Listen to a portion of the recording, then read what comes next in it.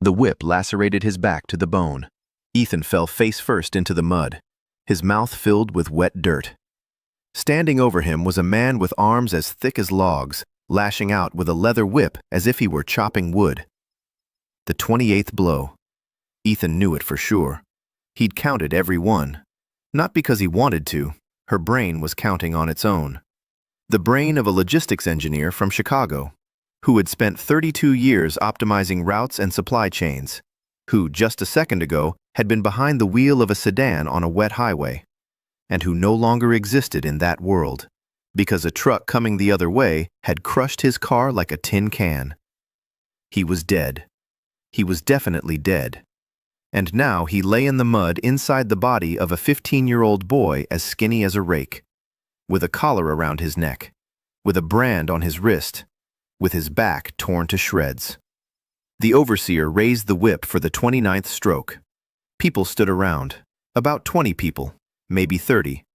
No one was looking at Ethan. Everyone was staring at the ground, the habit of the beaten.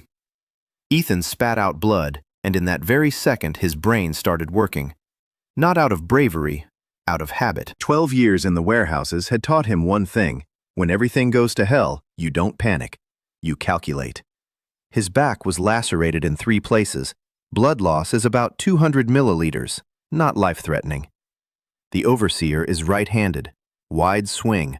Left leg is his support leg. If he falls, you can strike him in the knee. The ground beneath his face is loam. That means water is close by. That means there's a well nearby. A village all around. 34 houses. He managed to count the roofs as he was falling. The people around him don't look up. Good. No one will notice someone they don't consider human. And then a blue window flashed before his eyes, translucent, hanging in the air like a computer monitor screen. The letters were crisp and white, in a language that Ethan somehow understood, even though he'd never seen it before. Daily reward unlocked. Day 1. A sack of wheat, 20 pounds. Claim. The whip whistled through the air. The 29th blow. Ethan mentally tapped the word and in that very second felt a weight on his chest. A sack appeared beneath the rags of his shirt. Solid, heavy. 20 pounds of pure wheat grain. He held his breath for 3 seconds. The overseer named Garth lowered the whip and wiped the sweat from his brow. He didn't notice a thing. The boy lay in the mud, as usual, as always. Garth kicked him in the side and walked away. His niece's wedding was in an hour. Time for a drink. Ethan lay motionless, the sack of grain pressed against his ribs. Only one thought pulsed in his head. The first rule of logistics. If you have 1 resource a day, turn it into 2. Let's get to work. He waited until the yard was empty.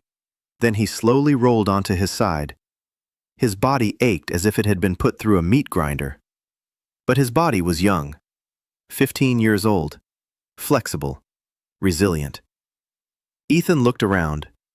The village of Gray Hollow. 200 souls. That's what this body's memory told him. Fragments of other people's memories bubbled up like bubbles from a swamp. His mother had died in childbirth. His father had been beaten to death by that same Garth 3 years ago, for a stolen turnip. The boy's nickname was Straw, because he couldn't lift a full sack of grain. Everyone expected him to be the first to die this winter. The village elder had already crossed him off the lists. Ethan smiled crookedly with his broken mouth. They'd written him off. Perfect. A written-off resource isn't monitored, and an unmonitored resource can be used however you like. He crawled to the shed on the edge of the village, the very one where they dumped those who didn't make it through the night. Inside, it smelled of rotten straw and urine. 2 mattresses. One was empty. On the other lay an old man Ethan didn't know. The old man wasn't breathing. Ethan checked his pulse. Dead. Apparently since last night. He dragged the body to the wall and hid the sack of grain under the straw in the far corner. Then he sat down, leaning against the wall, and closed his eyes. The blue window flashed again. The silent registry was activated, and a map unfolded in his mind. Not a real map, more like a sensation, as if someone had superimposed a spreadsheet over the village. Ethan saw dots. Each dot was a house. Each house had numbers. Food supplies, the residents' health status, the amount of firewood. He didn't understand where it came from, but the data was accurate. He could feel it. Just as he could sense warehouse stock levels after 12 years on the job. In his gut. 200 people, 6 families have infants today. No milk. The mothers are starving. No porridge, no grain. 3 elderly people have scurvy. They need porridge, not bread. Their swollen gums can't chew through the crust. Overseer Garth has a wedding reception tomorrow morning. He'll be drunk until noon. He won't be able to check the fields. A window of opportunity. 6 hours of darkness. Ethan opened his eyes. The sun was setting behind the barn wall. Red, dull. It smelled of smoke and manure. Somewhere, a child was crying. Softly and faintly, like a kitten. Ethan stood up. His body was unsteady. His back was on fire, but he stood up. A logistics engineer from Chicago had died on a wet highway Friday night. A Serf boy named Straw was supposed to die this winter. But the one standing in this barn now was neither one nor the other. He was something new, and he had a plan. When it got dark, Ethan pulled a sack out from under the straw. 20 pounds, a little over 9 kilograms. He divided the grain into 6 unequal portions, not equally, exactly according to each family's needs. More for the family with twins. A separate portion of fine grain for porridge for the old man with scurvy, a medium portion for the single mother with 3 children. He knew how much each one needed. The silent register guided him. Ethan climbed out through a hole in the barn wall. His body was weak but light. 15 years old, thin bones. He weighed 90 pounds, maybe less. But he could squeeze into places where a grown man couldn't even fit his shoulder. He moved across the barn roofs. He rolled along beams. He climbed down poles. His back screamed in pain with every movement. He didn't stop. He tied a bundle of grass to each portion of grain, a local superstition, a gift from the forest spirit. His body's memory told him so. In the village, they believed in a forest spirit who comes when people are in dire straits. He hadn't come for 20 years, but they still believed.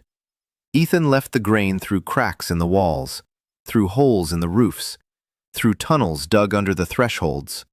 Not a single door creaked. Not a single dog barked. For 12 years, he'd unloaded trucks on the night shift at the warehouse. Working quietly and quickly in the dark was his profession. By dawn, all 6 portions were in their places. Ethan returned to the shed.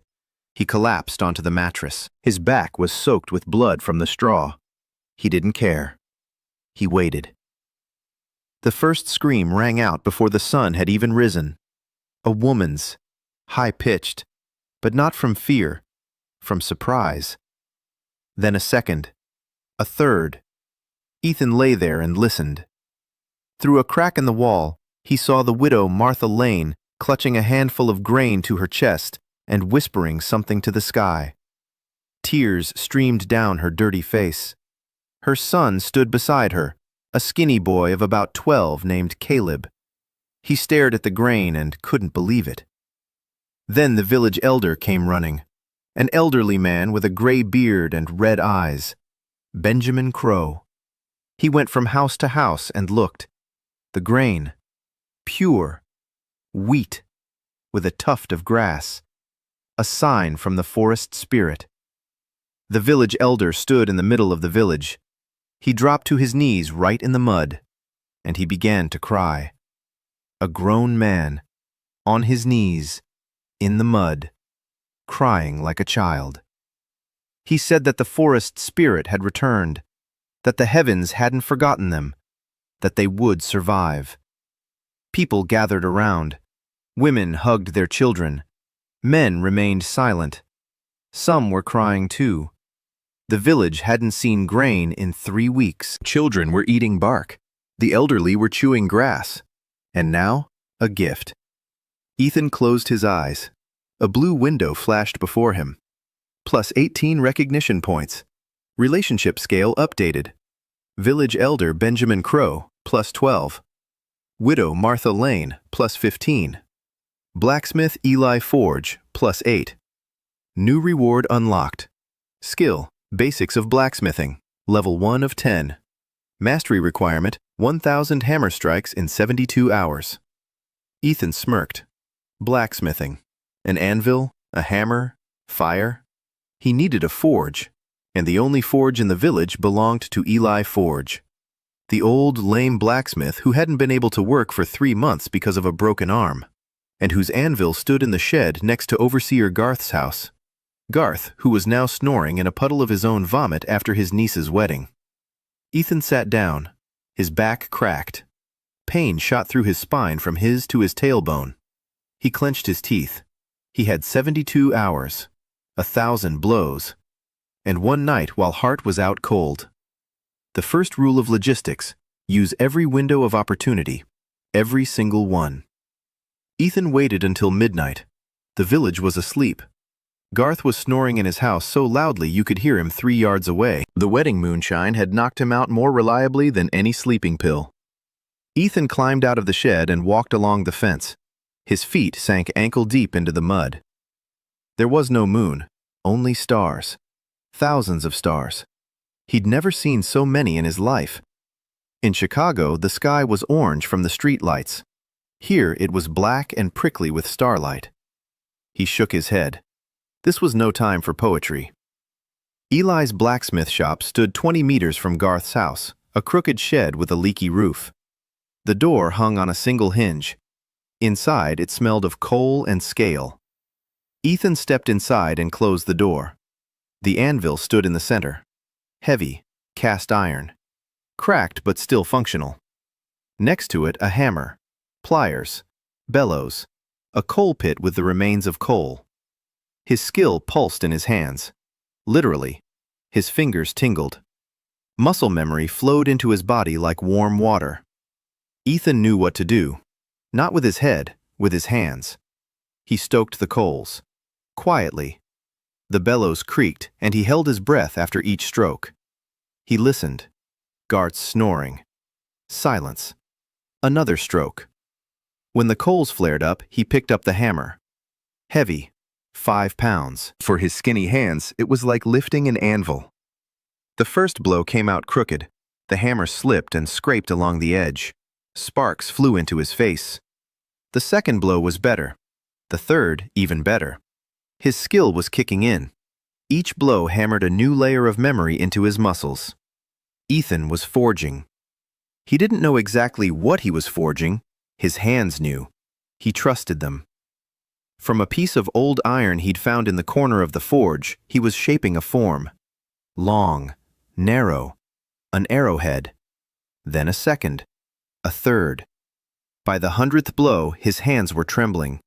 By the 200th, blood from his torn calluses was running down the hammer's handle. By the 300th, he could no longer feel his fingers. But he didn't stop. At a warehouse in Chicago, he once unloaded a truck for 12 hours straight because his replacement didn't show up. When it was all over, he couldn't even lift a mug of coffee. But the truck was unloaded. It was the same here. Work is work. Between blows, he thought. The silent registry sorted through the data in his head. The village of G. Rye Hollow, 200 souls. Assigned to Baron Cassius Morehouse. The autumn harvest in 69 days. 70% of the crop. 5 head of cattle. A tithe of blood. 2 young men for the Baron's service. 2 names on the tithe list. Ethan Rowe and Caleb Lane, the son of the widow Martha. The very one who had pressed the grain to her chest that morning. Ethan clenched his teeth and struck harder. The 400th blow. 3 finished arrowheads lay on the anvil. Rough, a bit crooked, but sharp, serviceable. He set down the hammer and sat down on the earthen floor. His hands were shaking. His back was burning. His wounds had reopened, and his shirt was stuck to his skin with a crust of dried blood. There were 3 hours left until dawn. 600 more blows to master the skill. He had 2 days. He hid the arrowheads under a rock in the corner of the smithy. He stoked out the coals, swept away the scale, wiped the bloodstains from the anvil. He went outside. He closed the door. He stood there for a minute, listening. Garth snoring. Silence. A dog yapped somewhere and fell silent. Ethan walked back to his shed. An old woman was standing at the entrance, small, hunchbacked, with empty white eyes, blind. She was smoking a pipe, and the smoke rose in a thin gray wisp. Ethan froze. Grandma Esther. The silent register whispered the name. 74 years old, blind since she was 12. The only one in the village who remembered the time before the Barons. She turned her head toward him, right at him. Her blind eyes looked right him. She held out a rag to him. Wet. Clean. Ethan took it. She said he was making too much noise, that she was blind but not deaf, and that if he didn't wipe the soot off his face by morning, even Garth would notice. Ethan wiped his face, his hands, his neck. The rag turned black. He wanted to say something, but the old woman was already gone. She'd vanished into the darkness. Only the smoke from her pipe hung in the air. The blue window flashed. The relationship scale. Grandma Esther +7. Ethan lay down on the mattress. He fell asleep instantly. The morning began with a shout. Not an alarmed one, a joyful one. Children were running through the village, shouting that the well didn't stink anymore. Ethan peered out of the shed. A crowd had gathered at the main well, about 30 people. Village elder Benjamin was lowering and raising the bucket. The water was clean, clear, without that rotten smell. For 4 years, murky sludge had been flowing from that well, making people so sick that some died. Bloody diarrhea. It had killed 20 people in the last year. Ethan knew what the problem was. He'd seen it yesterday when the silent register showed him a diagram of the aquifers beneath the village. The side wall of the well had caved in, and through the crack, groundwater was seeping in from the cesspool behind Hart's house. It was elementary. Any engineer could have fixed it in an hour. That night, between finishing his blacksmithing and returning to the barn, Ethan spent 40 minutes. He rappelled down into the well on a rope. He sealed the crack with clay mixed with ash. He packed it down with stones. He climbed out. That was it. A problem that had been killing people for 4 years was solved in 40 minutes with a handful of clay. But he couldn't say so. The seal of blood boundaries on his collar wouldn't allow it. If a serf displays knowledge beyond his station, if he demonstrates a skill impossible for someone of his background, the Church of Light senses it. In 72 hours, an inquisitor will arrive in the village. So either the forest spirit repaired the well, or he repaired it himself. Or perhaps it was a sign. The village elder chose the third option. He said that heaven had sent a sign, that the forest spirit had not merely returned, but had blessed the village. People listened and nodded. Some were crying. Again. Ethan was crouching by his shed, chewing on a piece of bark. He'd given away all the grain. He hadn't kept even a handful for himself. A mistake. A classic logistics mistake. He knew it. He'd allocated the resources perfectly. He hadn't set aside a reserve for the operator.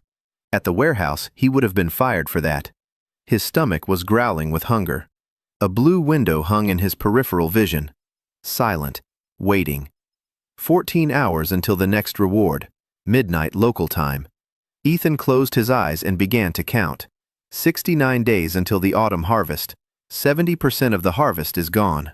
The drought devoured the crops in July. Dry stalks stood in the fields. 5 head of cattle.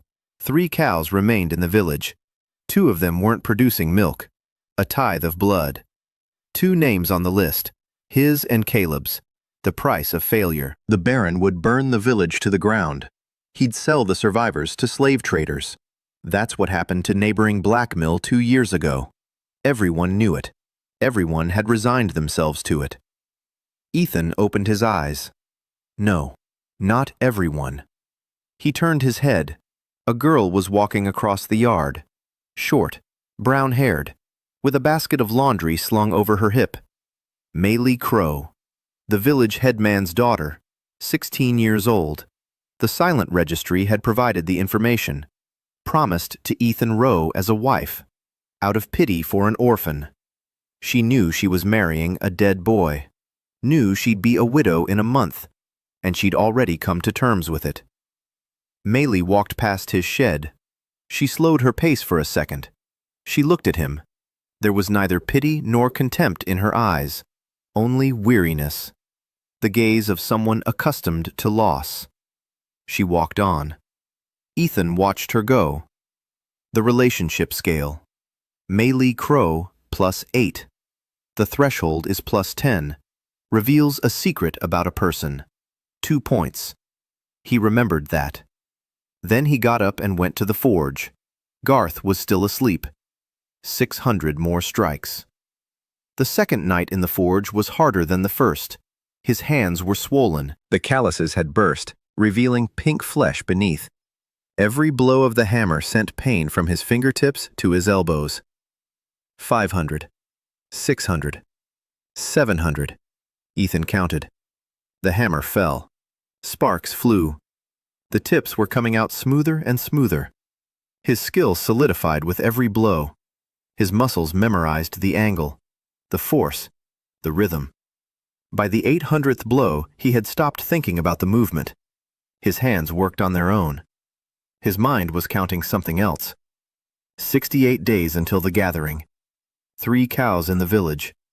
200 hungry mouths. No harvest. No supplies. No money. If he had Excel, he would have built a model in half an hour already. A spreadsheet with incoming resources, a daily reward, 1 unit per day, random category, a resource, a skill, or knowledge. 68 days, 68 rewards. That's not enough. Catastrophically insufficient.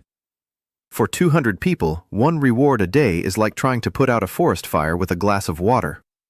So he needs a multiplier. Recognition points. 10 points equals a reward reroll. 50 points equals a double reward. He currently has 36. If he earns another 14, he'll be able to re-roll an unsuccessful reward. If he gets 50, he'll double it. But recognition points aren't earned from the crowd. They're earned from specific people. Genuine gratitude. A named reaction. So he needs to work precisely. Not to save the village, to save each person by name. The 900th strike. He switched out the piece of iron. Now he was forging not a spearhead, but a knife. A small one, versatile, a hunting knife. He didn't understand why himself. His hands knew. The 1000th blow fell at 4 in the morning. The hammer clanged, and the blue window flashed brightly. Skill secured. Basics of blacksmithing. Level 1 out of 10. Permanent. And immediately, a second window. Map unlocked. An old drainage tunnel beneath the village, built 112 years ago. Entrance. The basement of the 3rd house from the western wall. Exit. The riverbank. Distance. 400 meters. Condition. Partially collapsed, but passable. Ethan froze with the hammer in his hands. 112 years ago. Long before the barons. Who built tunnels under a destitute village? He put away the hammer, hid the knife and the remaining arrowheads, 7 of them in 2 nights. Not many, but enough for a start. He returned to the shed. Grandma Esther was standing at the entrance again, this time without her pipe. She silently handed him a piece of black bread, hard as a rock. Ethan took it, took a bite. Almost broke a tooth. The most delicious food of his life, of both his lives. Grandma said he was a fool, that he'd given away all the grain and kept none for himself, that no one needs a dead savior. Ethan chewed the bread and said nothing. She was right, 100% right. He nodded. Grandma snorted. She turned around. She walked away. The blue window, the relationship scale. Grandma Esther +12.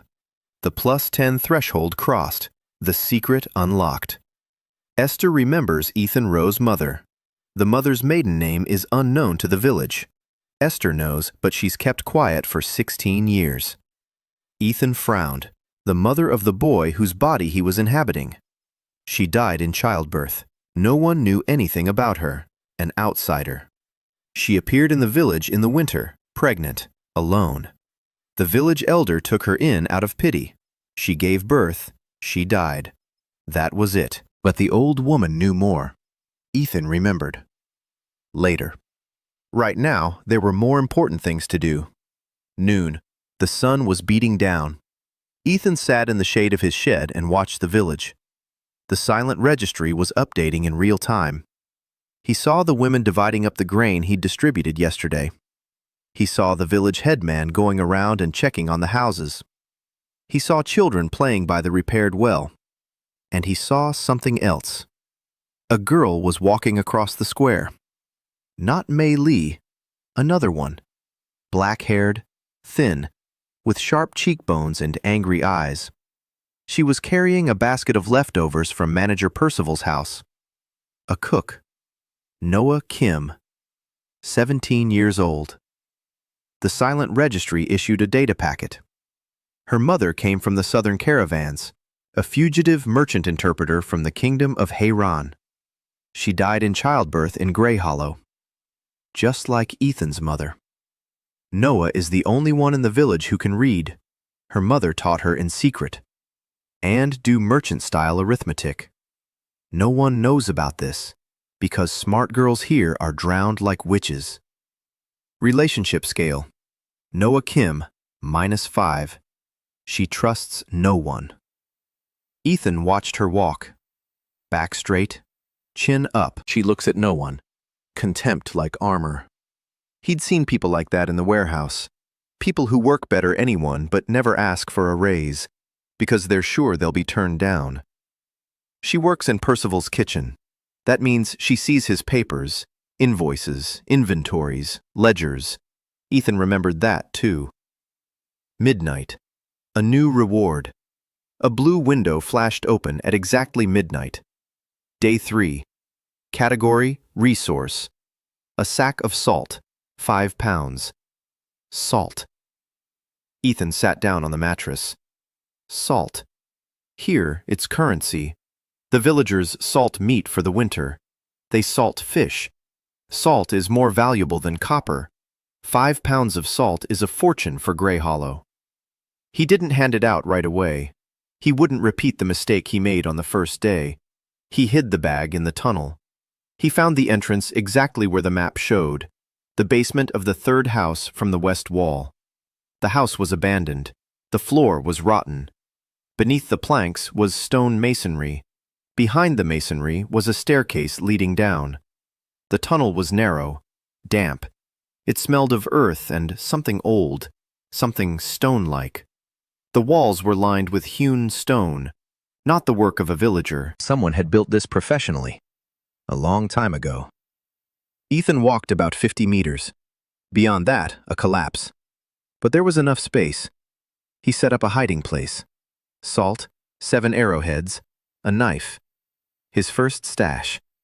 Small, meager, but a stash nonetheless. On the way back, he stopped. At the tunnel's exit on the riverbank, something was moving in the bushes. Ethan froze. Moonlight fell on the water. A figure stood in the bushes. Short, holding a bow. The arrow was aimed at his chest. He didn't move. His mind was racing. A female figure. Young, wide stance. Left foot slightly forward. Left-handed. The bowstring was pulled back to her ear. A professional. But her right knee slightly bent. Unnatural. A limp. An old injury. A dislocation or subluxation.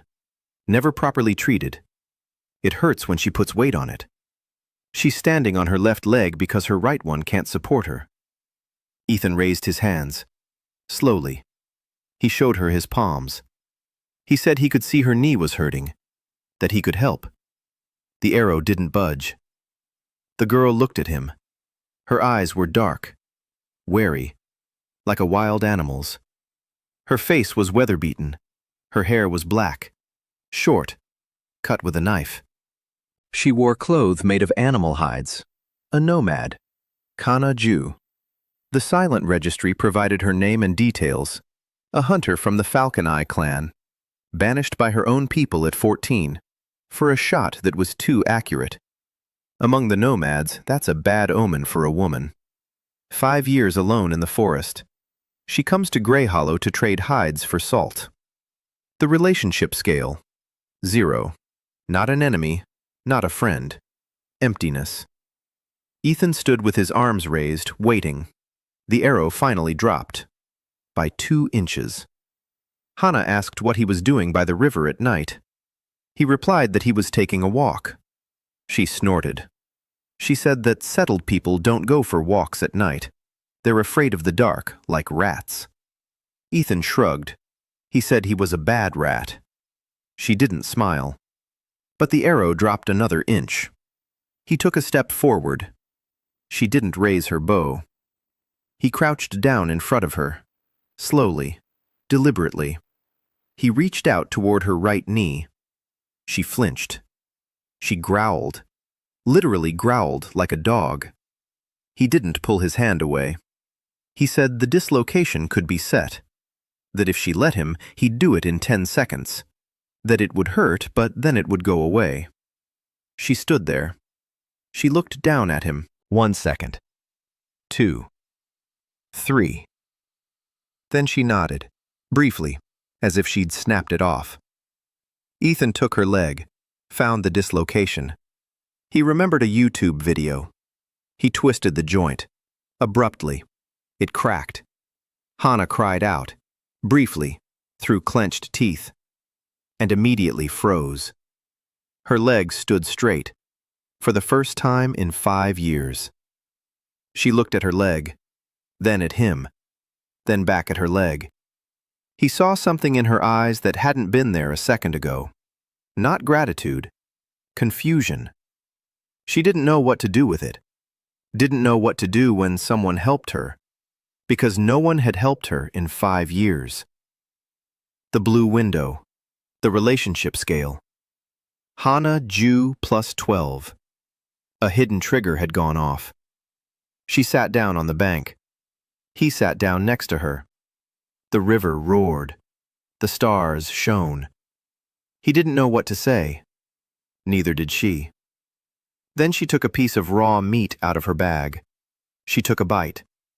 She held it out to him. He looked at the meat. Raw, red, bloody. In his past life, he'd ordered medium-rare steaks. This was much closer to rare.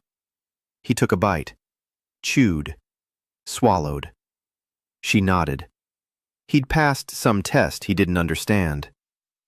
They sat in silence. He pulled upon his bosom. That very knife, the one he'd forged that night without knowing why. His hands knew. Now he knew too. He handed her the knife. She took it, turned it over in her hands, tested the blade, cut her finger. A drop of blood appeared. Sharp. She looked at him for a long moment. She asked why. He said he'd seen that her knife was broken. The handle was cracked, tied up with a strap. It's uncomfortable to cut like that. Your hand gets tired. She put the knife back in the bag. She said nothing, but he saw it. The corner of her lips twitched. Not a smile, a shadow of a smile. A ghost. That was enough. Then he went back to the shed. He lay down. He closed his eyes. A chart stood before him. Supplies. Salt. 5 pounds. A stash in the tunnel. Arrowheads. 7 of them. The knife has been handed over. Allies. Granny Esther. She's keeping quiet. She knows more than she's saying. Hana Jew. An archer. A loner. Contact established. Meili Crow. She's watching for now. Noah Kim. -5. He doesn't trust her, but he has access to information. Threats. Garth. He drinks, but he's no fool. Sooner or later, he'll sober up and start asking questions. Percival. He'll arrive in a month. He'll be looking for surplus. The Baron. In 67 days. The Knights, 20 swords, 67 days, 1 reward per day, 2 fists, 1 brain, 200 souls who depend on a kid named Straw. Ethan smirked. At the warehouse in Chicago, they'd given him 3 days to reroute 120 delivery points. Here, he had 67 days for 200 points, and the task was more complicated. But the principle was the same. Break it down into stages, set prioritize, tackle the critical nodes first. Get to work. Day 7. Ethan stood by the well and watched the children drink water. Clean, clear, odorless. Not a single case of bloody diarrhea in 4 days. For the first time in 4 years. Village headman Benjamin walked through the village, smiling. He hadn't smiled in so long that the wrinkles on his face settled in an unfamiliar way, as if his face had forgotten how to do it. He stopped next to Ethan, looked at him. For the first time, he looked at him directly. He called him by name. Ethan, not Straw, not Kid. Ethan. The blue window flashed. The relationship scale. Benjamin Crow plus 18. The threshold of plus 20 was close. It reveals pain and how to heal it. Ethan nodded to the village elder. He said nothing. He walked toward the barn. On the way, he counted. 7 days, 7 rewards. Grain, blacksmithing skill, salt, a coil of rope, knowledge of the recipe for a disinfectant infusion made from oak and willow bark, a piece of canvas, 5 pounds of dried meat. Not much, but every item was put to use. Not a single gram went to waste. He used the rope to reinforce the roof of Widow Martha's shed, which had been leaking for 4 months. The canvas was used to make bandages for the elderly suffering from scurvy. He divided the dried meat among 3 families with infants. He passed on the recipe for the disinfectant infusion through Grandma Esther. She brewed the decoction and distributed it to the elderly. As her own remedy, as Grandma's folk medicine.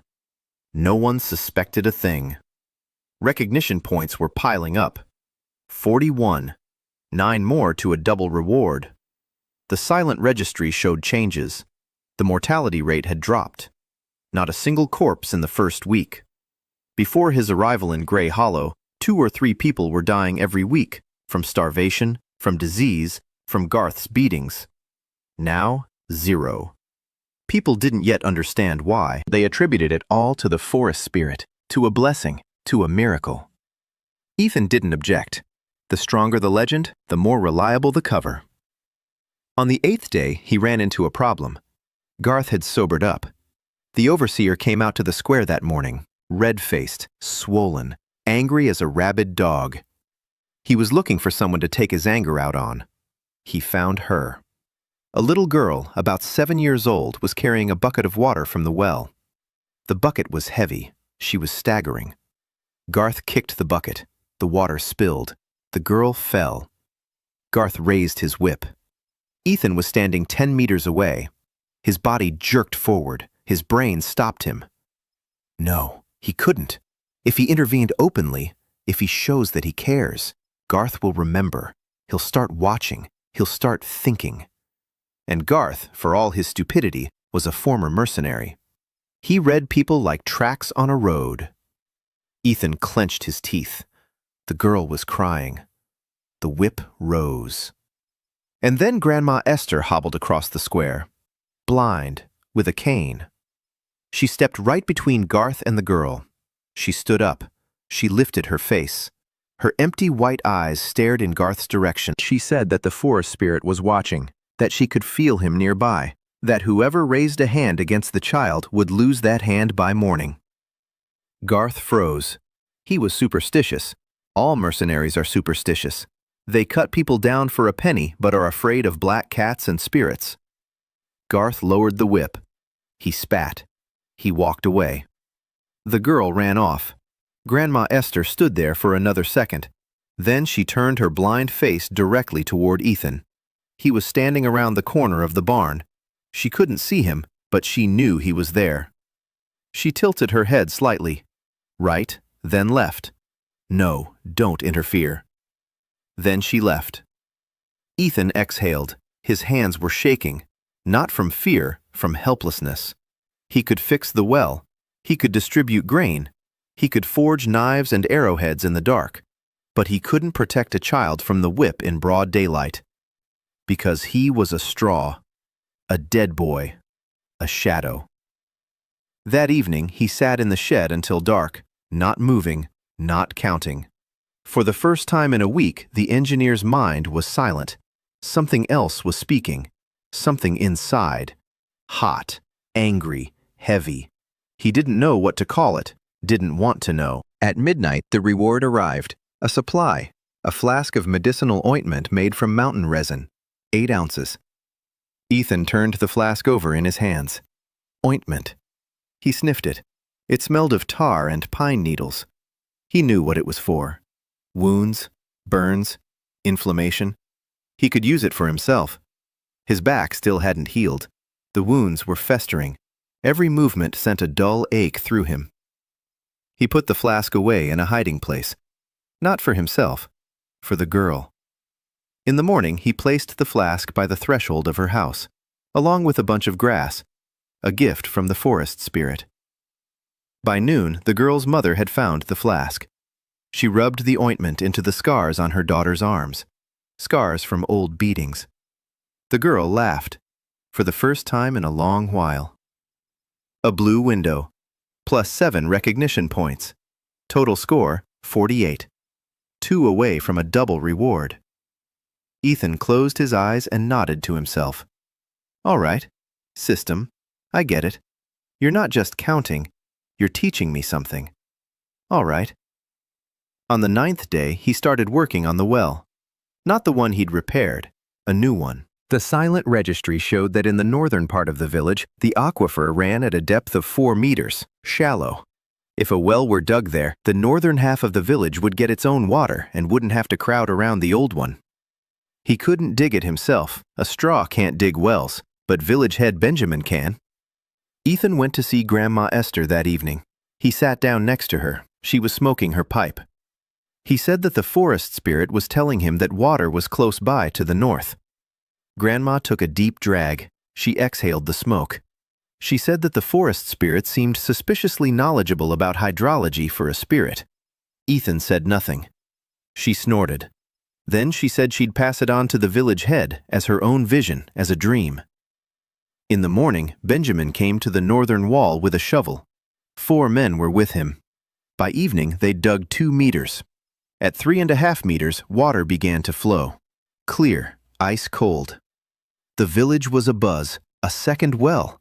The forest spirit had pointed out the spot. Through Grandma Esther. It all added up. The legend grew stronger. +12 recognition points. Total, 60. The double reward was unlocked. Ethan activated it that very night. The double reward for day 10. Skill, Basics of Herbalism, level 1 out of 10. Unlock condition. Collect and properly prepare 30 medicinal concoctions within 72 hours. And the second part, a map showing of medicinal herbs within a 5-mile radius of Gray Hollow. Ethan stared at the blue window and exhaled slowly. Herbalism. Medicinal herbs. He was a logistics engineer. He's not a doctor. He couldn't even apply a Band-Aid straight. But the skill was already flowing into his hands, into his fingers, into his nose. He suddenly sensed scents he hadn't noticed a minute ago. Wormwood behind the wall. Mint by the stream. Oak bark from the tunnel. His fingers knew which leaves to crush and which to dry. His mind didn't. His fingers knew. He stood up. He stepped out into the night. He had 72 hours, 30 trains, and not a minute to sleep. On the 11th day, Ethan didn't come out of the shed. He lay on the mattress, shivering. A fever. His body couldn't take it anymore. 10 nights without proper sleep. Beatings. Hunger. The strain. His 15-year-old body, exhausted by years of malnutrition, simply shut down. He lay there, staring at the barn ceiling. Rotten planks. A spider web. A fly crawled along a beam. He couldn't move his arm. His head was ringing. The silent registry flickered a dim red. Operator status, critical. Recommendation, rest, food, medical treatment. He would have laughed if he could. Rest. In a world where they beat you to death for stealing a turnip. Food. When he hadn't eaten properly in 10 days. Treatment. When the nearest doctor was at the Baron's castle, a 2-day journey away. The barn door creaked. Ethan glanced sideways. Maylee Crow, the village headman's daughter. She stood in the doorway holding a bowl. Porridge. Hot, with a pat of butter on top. Butter. In a village where the cows don't give milk. She crouched down beside him. She placed her palm on his forehead. Her hand was cool. She said he had a fever, that she'd brought him porridge, that he needed to eat. Her voice was calm, steady, without pity, without that familiar weariness he'd seen in her eyes before. Something had changed. She fed him with a spoon. He was too weak to resist. The porridge was hot, salty, with grains of wheat, the very same wheat he'd given away on the first night. The circle was complete. He had given away the grain. The grain had become porridge. The porridge had come back to him. Logistics. When he had finished eating, she took something small out of her apron pocket. A copper comb. Old, worn, with 2 broken teeth. She said it was her comb, her only one. She placed it next to him on the mattress. She said he should comb his hair when he got better, that he looked like a scarecrow, and she added that he was alive. She said it strangely, as if she were surprised herself. She stood up. She left. The door creaked. Ethan lay there, staring at the copper comb, the blue window, the relationship scale. Maylee Crow plus 14. The plus 10 threshold crossed. The secret unlocked. Maylee keeps a verbal registry of all the pregnant women and the sick in the village. She knows everything about every family. Date of conception, due date, who has what ailment, who's allergic to wormwood, who gets aching bones before it rains. Ethan stared at the ceiling. She keeps a registry, in her head, without paper, without charts. Pure working memory, in a village where paper is forbidden for serfs, where literacy is punishable by having one's hands cut off. This girl keeps a database of 200 people in her head. He turned his head and looked at the copper comb, with 2 broken prongs, the only valuable thing she owned, and she gave it to him, to a dead boy, a straw man. Something stirred inside him, something hot, not angry like yesterday, something different. He didn't try to analyze it. He just closed his eyes, and for the first time in 11 days, he fell asleep without counting. The fever held him for 2 days. For 2 days he lay on the mattress, shivering. His mind worked in fits and starts. One moment clear, the next a fog. In the fog he saw a truck, a wet highway, a green light, and the face of his sister whom he'd never gotten around to visiting in Portland. Then the fog cleared and he saw the ceiling of the barn, rotten boards, a spider web. Maylee came by twice a day, porridge in the morning, a piece of bread and an onion in the evening. She didn't speak. She set out the food, checked his forehead, left. On the 3rd day of his fever, Grandma Esther came. She brought her own herbal brew, bitter, black, smelling of the swamp. Ethan drank it. An hour later, the fever subsided. By evening, he sat up. By nightfall, he was on his feet. His body was weak, weaker than usual, but his mind was working. He'd lost 2 days, 65 days until the gathering, an unallowable luxury. The blue window displayed the missed rewards. Day 12, resource, 2 pounds of iron nails. Day 13, knowledge, a blueprint for a simple loom. The rewards didn't disappear, they accumulated. The nails materialized in the corner of the shed. The blueprint was imprinted in his mind. Nails and a loom. Ethan sat down on the floor and began to count. Nails mean construction. A loom means production. The system gave him the tools to scale up. Not just food for today, tools so the village could start producing on its own. He hid the nails in the tunnel. He memorized the blueprint. The loom could be built from wood without a single nail. The nails were needed for something else. On the 14th day, Ethan came out of the shed. Morning, sun, warmth. The village went about its usual business. Women were doing laundry by the well. Men were repairing fences. Children were running around. Hart was sitting on the porch of his house, sharpening a knife. Slowly, lazily, but his eyes darted about. He was looking around. Something was troubling him. Ethan could see it. The silent registry was glowing. Hart's relationship scale, -32. Mood, suspicion, reason. The village had changed. People had stopped dying. The children weren't crying from hunger. The well is clean. A second well has been dug. For a dim-witted mercenary, this would have been a miracle. For a former dim-witted mercenary who'd fought for 20 years and seen it all, it was suspicious. There are no miracles. There are people who make things seem like miracles. Garth didn't know who, but he knew that someone was there.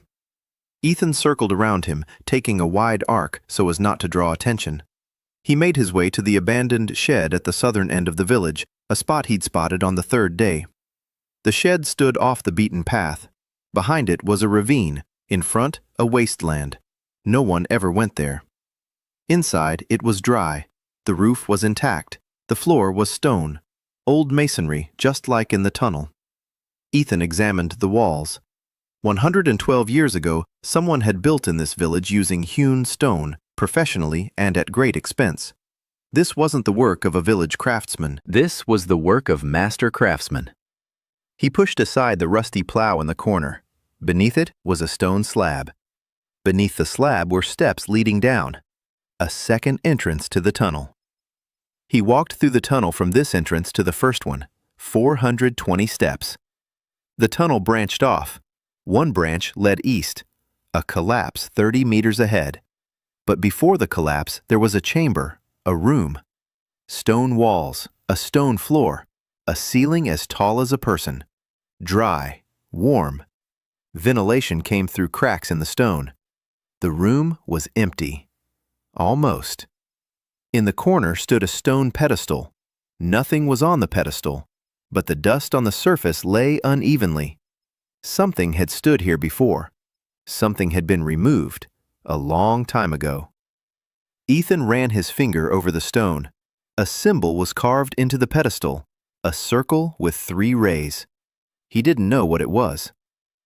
The silent registry remained silent. No data. Ethan memorized it and went back upstairs. The shed at the south end became his new base. There he set up a secret blacksmith shop. He moved the tools from Eli's blacksmith shop piece by piece over the course of 3 nights. A second hammer, spare pliers, a sack of coal. Eli didn't notice. His arm was broken. He hadn't worked for 3 months. The tools had been lying idle. Now they were lying idle somewhere else. On the 15th day, Ethan was forging. Not arrowheads. Hinges, bolts, staples, things for building. The nails from the reward were enough for 10 items. The hinges and staples were needed for the loom, and for one more thing he had in mind. On the 16th day, he saw Noah. She was walking back from the steward's house again, with a basket. But this time she stopped. She looked in his direction. In her hands was not just a basket of leftovers. Underneath the leftovers lay a piece of paper, yellow, crumpled, covered in writing. Noah approached him, close enough that no one could hear. She said she knew he wasn't who he claimed to be, that Straw couldn't count, couldn't think, couldn't see the way he did. Ethan said nothing. His heart was pounding. She said she didn't care who he was, that if he was doing what she thought he was doing, then let him do it. But if he wanted to against Percival, he'd need numbers. And she had the numbers. She pulled a piece of paper from under the leftovers and shoved it into his hand. Ethan unfolded it. Columns, rows, numbers. It was a copy of Percival's ledger. How much grain each village was supposed to turn in, how much livestock, how many people per tithe. And next to it, a second column, how much Percival had recorded for the Baron. The numbers didn't match. Percival was stealing, systematically, from every village, from every commodity. 20% went into his pocket. The Baron didn't know. The Baron saw only the final totals. Ethan looked at the ledger. His heart had stopped pounding. His mind was working. It was a weapon, not a sword, not a bow, a piece of paper with numbers. The deadliest weapon in any bureaucracy. He looked at Noah. She stood with her arms crossed, chin up, eyes fierce. She was waiting for him to say something stupid, or pretentious, or grateful. He said she needed to return the original before Percival noticed, that he'd remember the copy, that the numbers on the third line didn't add up and Percival was counting the error in his favor. Noah blinked. For the first time during the entire conversation, her face twitched. Not anger, surprise. She took the paper, left, didn't look back. The blue window. The relationship scale. Noah Kim, from -5 to +8, a 13-point jump. The reason? He didn't thank her, didn't show any regret, didn't appreciate her bravery. He did appreciate her work, the numbers, the precision, the professionalism.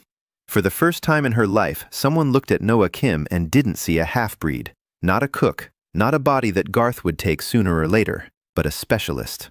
From the 18th to the 25th day, Ethan worked, methodically, quietly, like in a warehouse.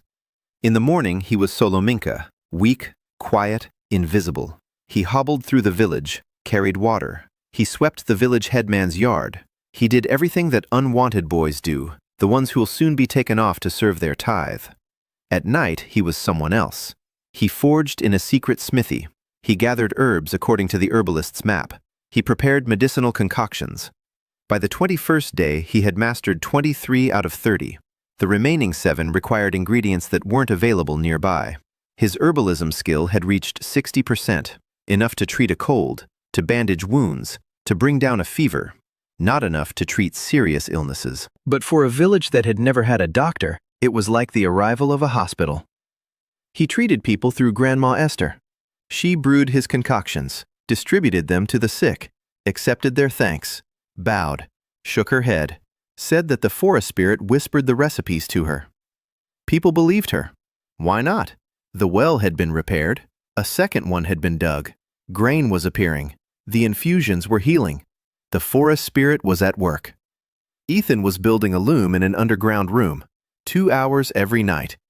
He hauled wood from the forest. He chopped it down in secret. He dragged it through the tunnel. The loom was simple: a frame, a warp beam, tension rods, a beater made of wooden slats, pedals made of ropes, no metal except for the staples. A week later, the loom was standing. Crooked, creaky, but it worked. The problem was the thread. There was no flax in the village. There wasn't much wool either, 3 scrawny sheep. But on the 23rd day, the reward yielded its supply, 10 pounds of flax fiber.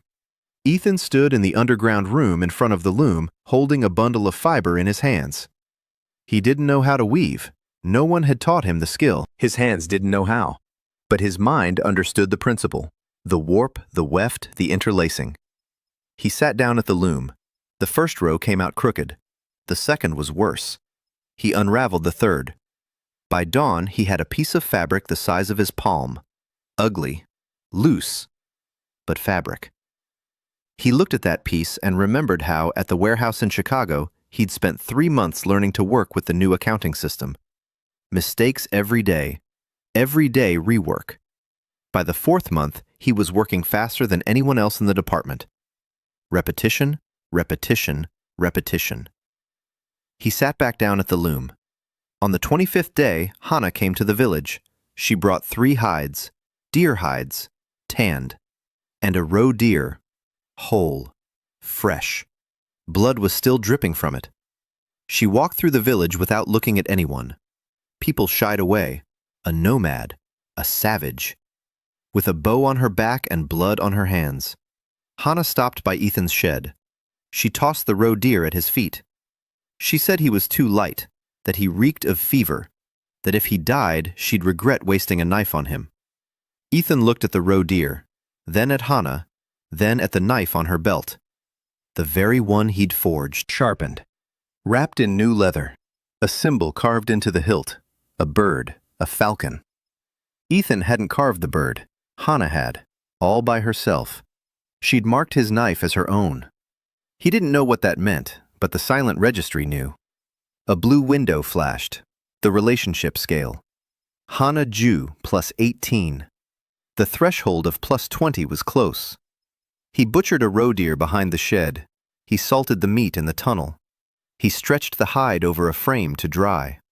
He set the bones aside for broth. Nothing went to waste.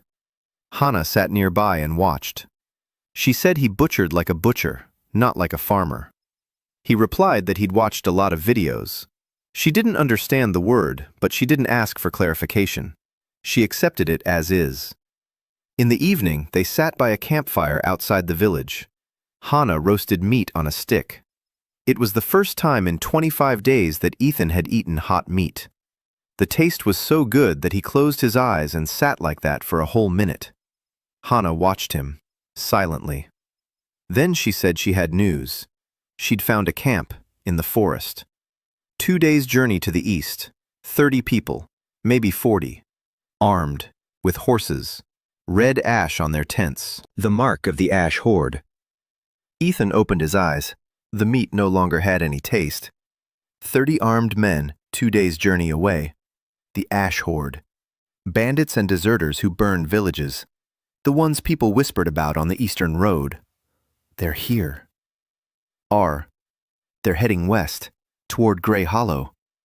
Kana said they had 2 weeks, maybe 3. They're moving slowly, looting along the way, but they're moving. Ethan stared into the fire. Numbers swirled in his head. 25 days had passed, 45 remained until the gathering. 2 or 3 weeks until the horde. 2 deadlines. They intersect. They overlap. When one ends, the other will already be here. The Matryoshka rule. He remembered how 3 trucks had once arrived at the warehouse at the same time. 2 loaders had fallen ill. The forklift had broken down. The manager was yelling into the phone.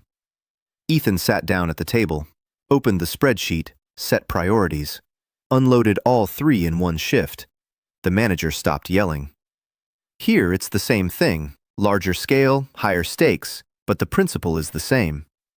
He turned to Hannah, asked how many arrows she had. She held up her fingers. 12. He nodded. 12 arrows against 30 to 40 bandits. We need more. We need arrowheads. We need bows. We need people who know how to shoot. We need a militia. And none of the Baron's men can see this, because serfs are forbidden to possess weapons, on pain of death.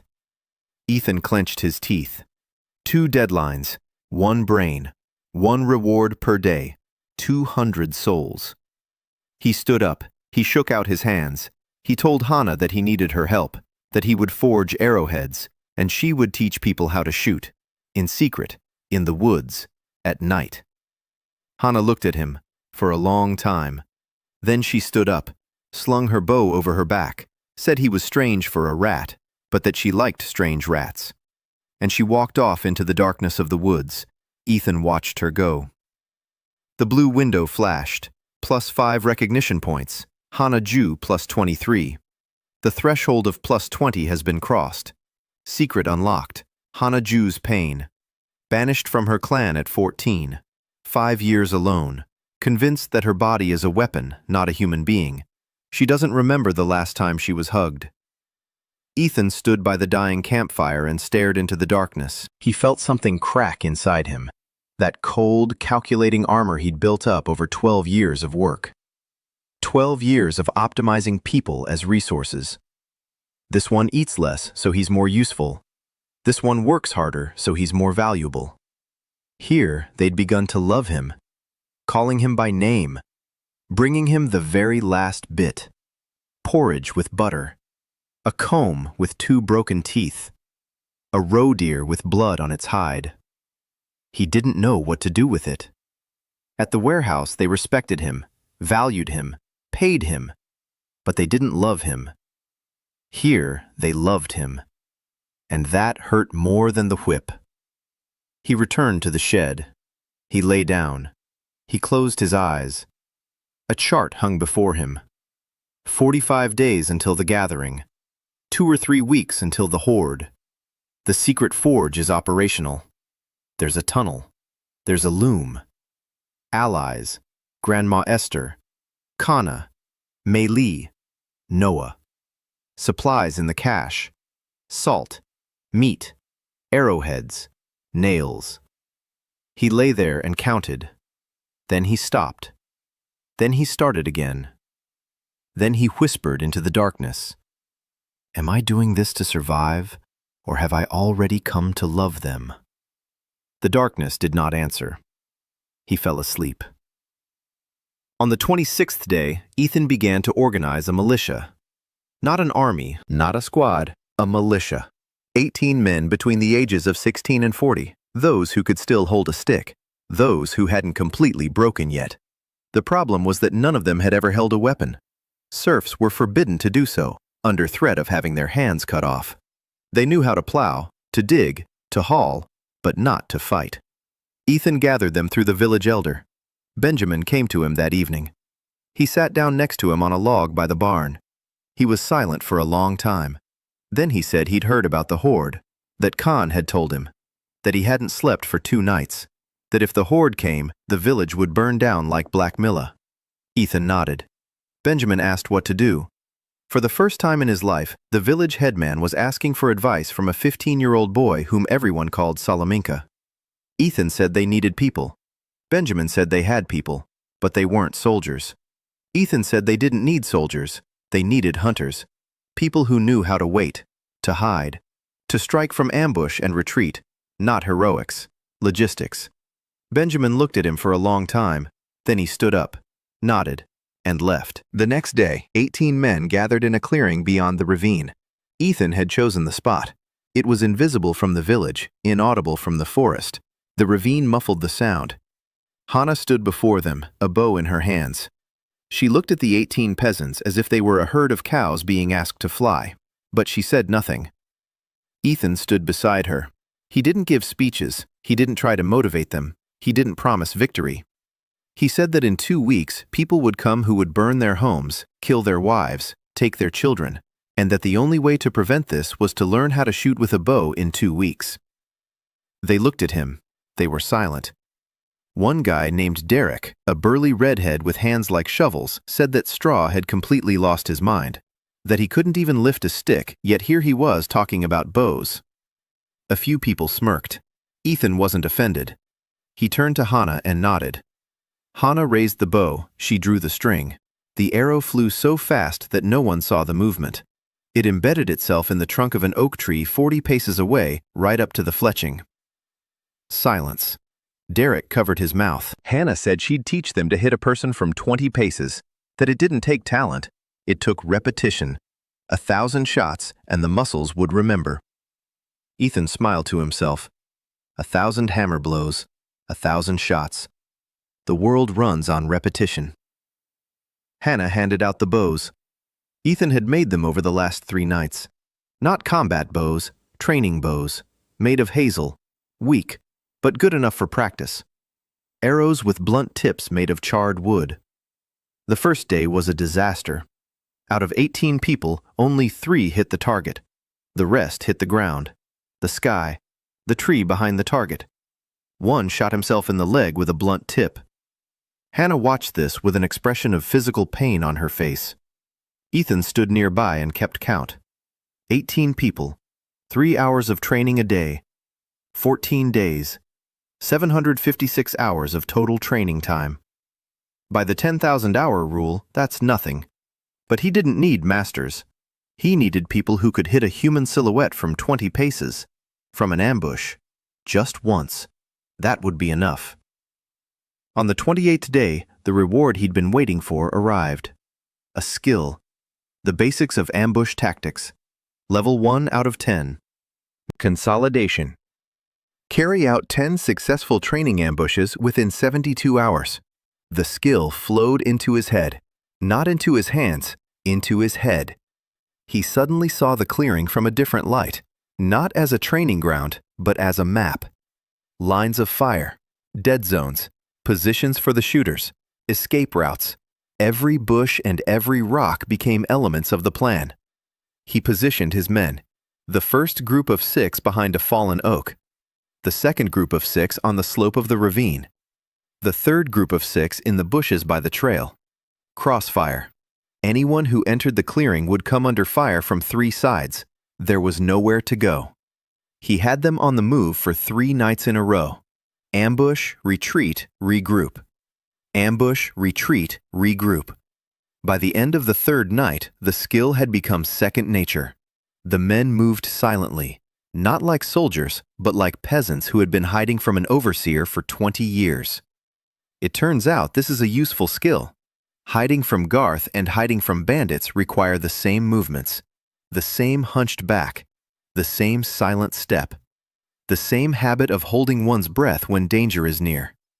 Ethan watched them and understood. These people had spent their whole lives training to survive. They just needed weapons and a direction. The blue window, plus 22 recognition points. 18 men who, for the first time in their lives, felt they could protect their families. Each of them contributed between 1 and 3 points, 22 in total. Hannah contributed 5. She stood at the edge of the clearing and looked at Ethan, not like a rat, not like a sedentary weakling, like a commander.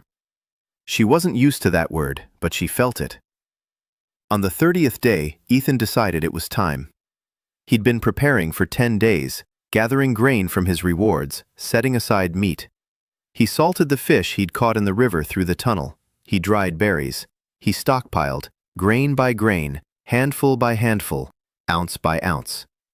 On the 30th day, in an abandoned barn on the edge of the village, there was enough food to feed 200 people. Once, until they were full. He asked the village elder to gather the people. In the evening, quietly. No torches, no noise. Benjamin didn't ask why. He had already stopped asking. He just did it. 200 people came to the barn after sunset, silently, like shadows, out of habit. 3 candles burned inside. Food lay on a long table cobbled together from planks. Bread, meat, porridge, salted fish, berries, milk from the only cow that was still producing, butter. People stood and stared, not at the food, at the quantity. None of them had seen so much food in one place in the last 5 years. The women pressed their hands to their mouths. The men were silent. Children tugged at their parents' sleeves. Grandma Esther stood by the wall, smoking her pipe. Her face was stony. Her hands didn't tremble, but Ethan saw her clenching the pipe. Her knuckles were white. Village elder Benjamin stepped forward. He took a piece of bread from his plate. He raised it. His hand was shaking. He said they had forgotten what it was like. His voice broke. He couldn't go on. He just stood there with the piece of bread in his trembling hand. Then the people began to eat. Quietly, slowly, as if they were afraid the food would disappear. A mother with 3 children cried as she ate. An old man with scurvy chewed the soft bread and closed his eyes. Caleb, the son of the widow Martha, ate so quickly that he choked and coughed. Martha patted him on the back and fed him at the same time. 200 people ate their fill for the first time in 5 years. The night of quiet bread. Ethan stood in the shadows by the wall next to Grandma Esther. He didn't eat. He saved his portion for the family with twins who had arrived last. He stood and watched, and counted, out of habit. 200 people. The average weight of food consumed was about a pound per person. The caloric content was about 1,200 per serving. Enough for 1 full meal. Not enough to recover from 5 years of starvation, but enough to remember that things can be different. He was counting, and then he stopped, because Mei Li was standing next to him. She wasn't eating. She was watching too. Tears were streaming down her face, but she didn't wipe them away. She took his hand, quietly, without words. Her fingers were warm and wet with tears. She rested her head on his shoulder. He stood there, motionless. He wasn't counting. He wasn't thinking. He wasn't planning. For the first time in 30 days. The blue window flickered dimly. Not a single new recognition point. 0. Ethan looked at it and exhaled slowly. All right, so he wasn't doing this for the system anymore. On the 32nd day, Noah brought the second piece of paper. She came at night, to the shed, without knocking. She just appeared in the doorway like a shadow. Ethan wasn't asleep. He was sitting on the floor, sharpening the arrowheads with a stone. Noah tossed the bundle to him. He caught it, unwrapped it. The ledger. The complete one. Not a copy, the original. A thick, leather-bound notebook. The pages were yellowed, covered in fine handwriting. Columns of numbers, dates, names of villages, shipment volumes. She said she'd stolen it from Percival's chest, that the manager had left for 2 days to visit the Baron's castle, that the chest was locked, that she'd picked the lock with a hairpin. Ethan looked at the ledger, then at Noah. She stood with her arms crossed, breathing rapidly, sweat on her forehead. Her hands were shaking. She was afraid, but she'd done it. He opened the first page, numbers, his element. Percival kept 2 sets of books, one for the Baron, clean and neat. The other was this one, the real one. The difference between them was staggering. Percival wasn't embezzling 20%, as the first ledger showed. He was embezzling 35% from 5 villages every quarter for 3 years in a row. The total amount embezzled amounted to more than 400 gold crowns. With that money, one could buy a small estate, or hire 20 mercenaries for a year, or buy out the entire village of Grey Hollow, along with its people and livestock. Percival wasn't just a thief. He was a systematic thief, with a schedule, with a methodology, with a reserve fund. Ethan flipped through the pages. He found a page with notes. Percival was paying 3 people at the Baron's castle, a cook, a stablemaster, and the Baron's clerk. They were covering for him, falsifying reports and swapping out documents. A chain of complicity. Ethan closed the ledger. He looked at Noah. He said this changed everything. She asked what he was going to do. He said nothing for now, that the ledger wasn't a weapon. The ledger was a bomb. But you don't throw a bomb into a crowd. You place a bomb under the right chair at the right time. Noah sat down on the floor next to him. She pulled her knees up to her chest. She was silent. Then she spoke, quietly, quickly, as if she stopped, she wouldn't be able to start again. She said she'd been working in Percival's kitchen since she was 13, that he beat her every Monday, not for making mistakes, for being half-blood, that he says she's dirty, that her place is under the table, that one day he'll take from her what's rightfully his. She told him this in an even voice, without tears, without a tremor, like a report. She was used to it. Ethan listened, silently. He didn't interrupt. When she fell silent, he said that Percival wouldn't lay a finger on her anymore. She snorted. She said that's what everyone says. Ethan shook his head. He said he wasn't just saying that. He was calculating. And according to his calculations, Percival had 38 days left. Noah looked at him. For the first time during the entire conversation, something flashed in her eyes. Not hope. Interest. She asked what would happen in 38 days. He replied that in 38 days, Percival would either be in chains or dead, depending on how the numbers fell. Noah was silent for a long time. Then she lowered her head. Her shoulders shook. She was crying. Angrily, briefly, hiding her face in her knees. Not out of grief, because for the first time, someone had given her a specific number. Not an empty promise, a number. 38 days. She lifted her face. Her eyes were red, wet, angry. She said one word. Thank you. For the first time. In the 4 years she'd known this world. The first thank you from Noah Kim. The blue window. The relationship scale. Noah Kim plus 16. The 20-plus threshold was close. She left before dawn. Ethan hid the ledger in the tunnel. in an underground room, under a rock, next to the salt and arrowheads. His arsenal was growing. Salt, iron, cloth, food, information, people.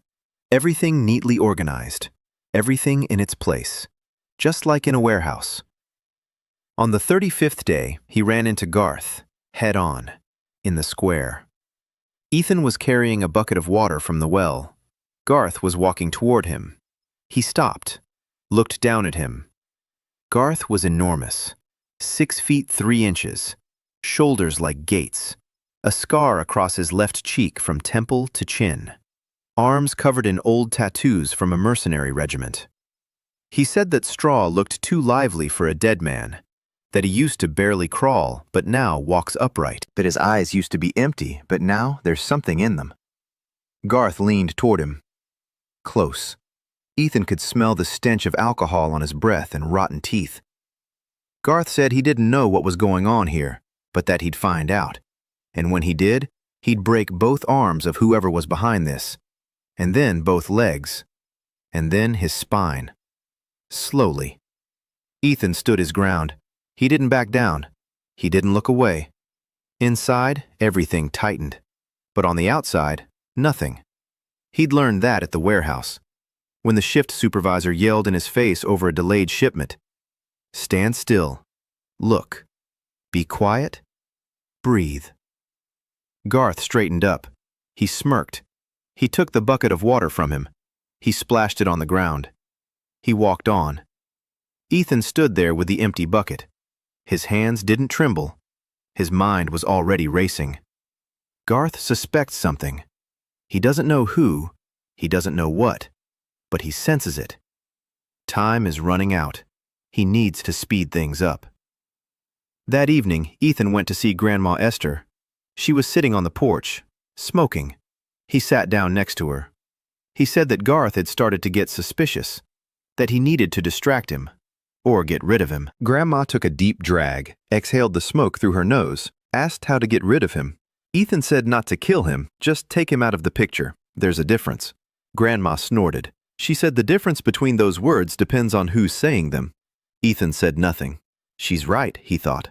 He needed a plan for Garth. Not right now, but soon. Garth was a wild card who could bring down the whole operation at any moment. One report to Percival and that's it. The forge, the militia, the supplies, the tunnel, everything would be exposed. And after that, the seal of the blood boundaries, the Inquisitor, the stake. He remembered how there was a camera in the warehouse that recorded everything, and there was a guard watching it. And there was a way to make sure the guard wasn't watching at exactly the right moment. Not bribery, not threats, just someone bringing the guard coffee and a donut at the right moment. Every time at the same time. Habit. Reflex. When the coffee arrived, his eyes would leave the monitor. Garth drank. Every evening. Ethan knew when, knew where, knew how much. The silent registry showed it. Garth bought moonshine from Carla's widow at the southern end of the village. 3 mugs every evening. If you add an infusion of sleep-inducing herbs to the 3rd mug, not poison, just herbs, valerian and motherwort, concentrated. Hart would fall asleep 2 hours earlier than usual, every evening. 2 extra hours of darkness to work in. Ethan prepared the infusion. He passed it on to the widow Carla through Grandma Esther. Grandma told the widow it was for Hart's health, that the forest spirit had ordered it. The widow didn't ask any questions. She hated Garth, just like everyone else in the village. She added the infusion with pleasure. That evening, Garth fell asleep at 9. He usually fell asleep at 11. 2 hours. Ethan used every minute. He forged, he sharpened, he built.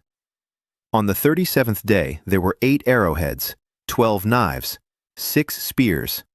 The spears were simple. A long shaft with an iron tip.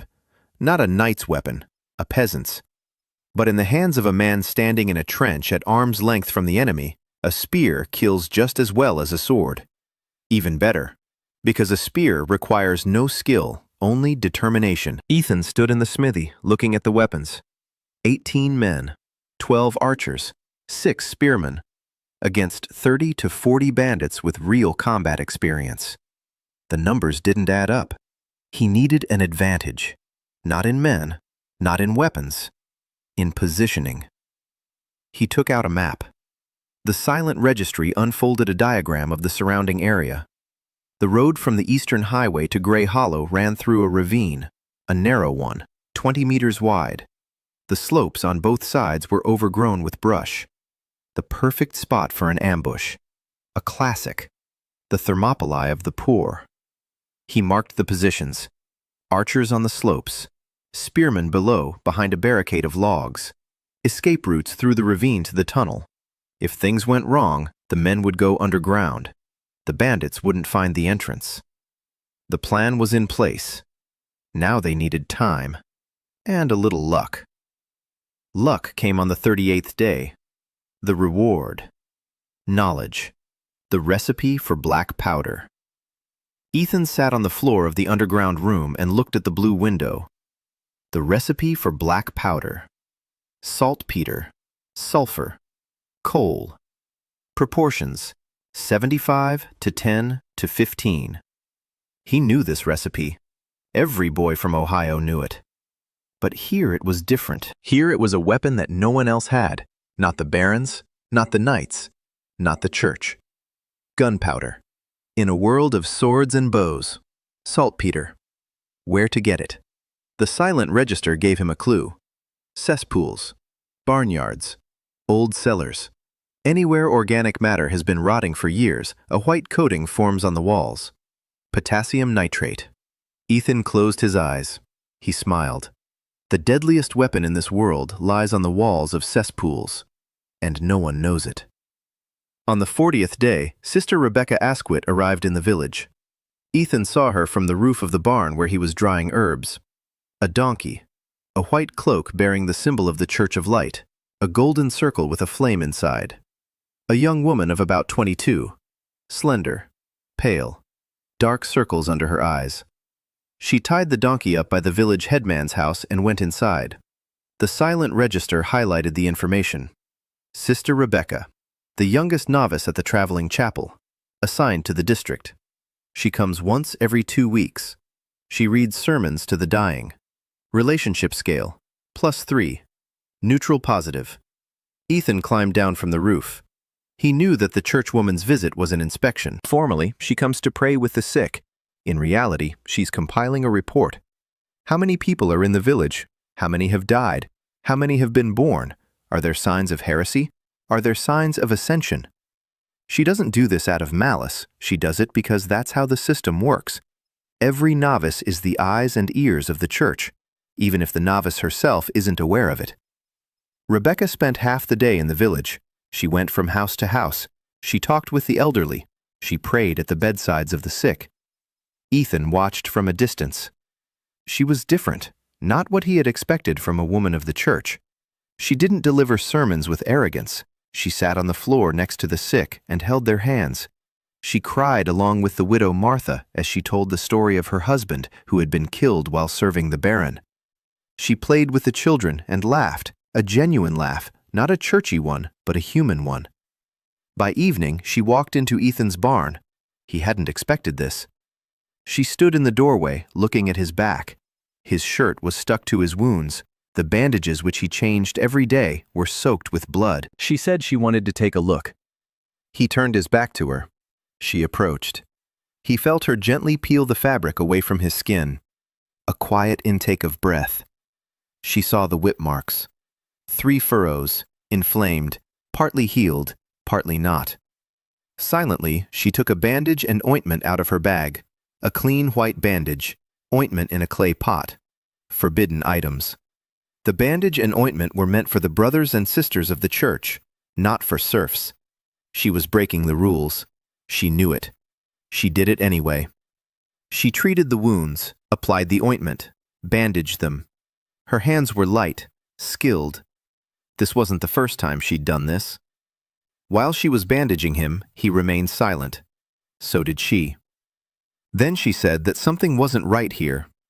He tensed. She said the children were well fed, that the elderly weren't covered in sores, that the well was clean, that people were smiling. That in 2 years of visits, she had never once seen the people of Grey Hollow smile, and that it was strange, and that it was good, and that she didn't know what was going on here, but she sensed that something good was happening. Ethan remained silent. He didn't move. She finished bandaging the wound. She put away the ointment. She stood up. She stood there for a second. Then she said quietly that she'd be back in 2 weeks, and that if he needed bandages, she'd bring more. And she left. The blue window. The relationship scale. Rebecca Asquith, +14. Ethan sat and thought. A churchwoman who steals bandages for a serf, who weeps with the widows, who sees that the village has come to life and rejoices in it. She was dangerous, not as an enemy, as a witness. If she writes in her report that the village is thriving, that the sick are recovering, that the children are well fed, the elder sisters would take notice. They'd start asking questions. They'd send an inspection, or worse, an inquisitor. But if she didn't write it, if she lied in her report, then she would become an ally, an unwilling one, or a willing one. That depended on her. Ethan couldn't influence that, not now. All he could do was wait, and hope that her conscience would triumph over her duty. On the 42nd day, Ethan began collecting gunpowder. He scraped saltpeter off the walls of the cesspools at night.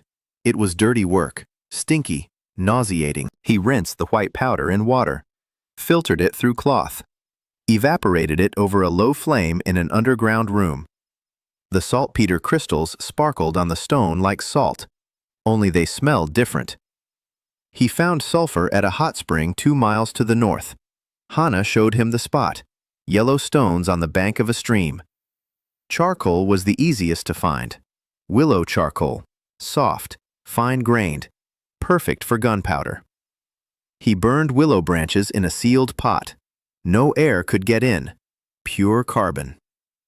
By the 45th day, he had 3 pounds of black powder. He pressed it into clay pots, 4 of them, each about the size of a fist. Into each, he inserted a wick made of oiled rope. Each fuse burned for 12 seconds. He tested one pot behind the village, in a ravine, at night. The explosion was deafening. Earth was blown apart within a 5-meter radius. Clay shards embedded themselves in the tree trunk like bullets. Ethan stood 10 meters away and felt the shock wave push against his chest. 4 such pots in a narrow ravine, among 30 people standing shoulder to shoulder. He didn't bother counting the casualties. He knew. On the 5th day, something else happened. Percival arrived, a month ahead of schedule. A fat man on a fat horse, accompanied by 2 bodyguards, he rode into the village around noon. Ethan watched from around the corner of the barn. Percival Thane, manager of the Baron's estates. The silent registry pulled up the data. Height, 5 feet 6 inches. Weight, approximately 240 pounds. Age, 47. Sweats profusely. His left eye twitches when he lies constantly. Relationship scale, -42. Percival dismounted. He wiped the sweat from his brow with a handkerchief. He demanded to see the village headman. Benjamin came out. Percival said he had arrived for an unscheduled inventory, that the Baron demanded a report on supplies, that if the village was hiding any surplus, the consequences would be severe. The village headman bowed. He said there were no surpluses, that there was a drought, that there was famine, that people were dying. Percival walked through the village. He looked into the granaries, into the sheds, into the houses. Ethan had taken care of everything in advance. All the supplies were in the tunnel. There was nothing in the village. Empty granaries, empty cellars, emaciated livestock, hungry faces. The people knew what to do. Ethan had warned them through the village headman. When the man from the castle arrives, hide everything. Show empty hands. Cry if you must. They knew how. 20 years of practice. Percival walked around, furious. He didn't find anything, but something bothered him. He sensed it, just like Garth. The people were different. The children weren't wailing from hunger. The well was clean. The smell was different. Not rot and despair. Something else. He couldn't put his finger on it, but he felt it. He stopped in the village square. He looked at Garth. Garth was standing nearby, sober, somber. Percival asked what was going on. Garth said he didn't know, that the village had been strange for the past month, that people were whispering about the forest spirit, that Grandma Esther was having dreams, that the old well had fixed itself. Percival grimaced. A forest spirit. Superstitious nonsense. But his unease wouldn't go away. He demanded the ledgers. Benjamin brought them. Ethan had prepared them a week ago. Through Granny Esther, he'd given the village elder a new ledger, a forged one, with carefully adjusted figures. Everything had been destroyed by mold. Everything was lost. Zero harvest, livestock dying, people dying. The numbers perfectly confirmed the picture of a destitute, dying village. Percival leafed through the book. His left eye twitched. He didn't believe it, but the numbers were flawless. Ethan had been working with spreadsheets for 12 years. He knew how to create a fake report that wouldn't raise any questions. Every number was backed by logic. Every loss was explained. Drought, livestock disease, a flood in May. Everything was documented. Everything added up. Percival slammed the book shut. He spat. He mounted his horse. He told the village elder that if the tax wasn't collected by the autumn gathering, the Baron would burn the village down himself. And he rode off. 2 guards followed him. Dust from the hooves settled on the square. The village head stood watching them ride away. His hands were shaking. Ethan approached. Quiet. Benjamin turned to him. For the first time, there was no despair in the village headman's eyes. There was something else. Hope. Faint, fragile, but alive. Benjamin said that the boy does the impossible. Ethan shook his head. He said there's no such thing as the impossible. There are things with a long list of conditions, and that he simply crosses off the conditions one by one. Benjamin didn't understand, but he nodded. Blue window. +8 recognition points. The relationship scale. Benjamin Crow, +24. The threshold of +20 has been crossed. Pain has been unlocked. Every year, Benjamin Crow signs the lists for the blood tithe. He sends other people's children to their deaths. And every year, he drinks for 3 days afterward. Because every name on the list is a face he's known since birth. Ethan stood in the square and watched as Percival disappeared over the hill. 25 days until the gathering. On the 48th day, Hannah burst into the barn in the middle of the night. She didn't knock. She never knocked at all. She just showed up. But this time, she moved differently. Quickly. Abruptly. Like a beast that had caught fire. She said there was a horde scout in the village. Ethan sat down on the mattress. He asked how she knew. She said she'd seen a tattoo, red ash on his wrist, the mark of the ash horde. The man had come disguised as a traveling merchant, with a cart, sacks, and a smile. He was selling trinkets, needles, thread, salt. He went from yard to yard. He talked to people. He asked how many men were in the village, if there were any weapons, if there was a wall, if there were any guards. Classic reconnaissance. Ethan got up, got dressed, went outside. The moon was full, white, bright. The peddler's cart was parked by the well. The man was sitting nearby on a rock, chewing on a piece of hardtack. About 35 years old, lean and sinewy, a scar on his neck, shifty eyes, calm hands, the hands of a man accustomed to weapons. Ethan circled the square in an arc. He approached from behind. He stopped at Grandma Esther's house. He knocked on the wall, 3 times, a prearranged signal. The door opened. The old woman was already dressed, as if she hadn't been sleeping, as if she'd been waiting. Ethan told her what to do.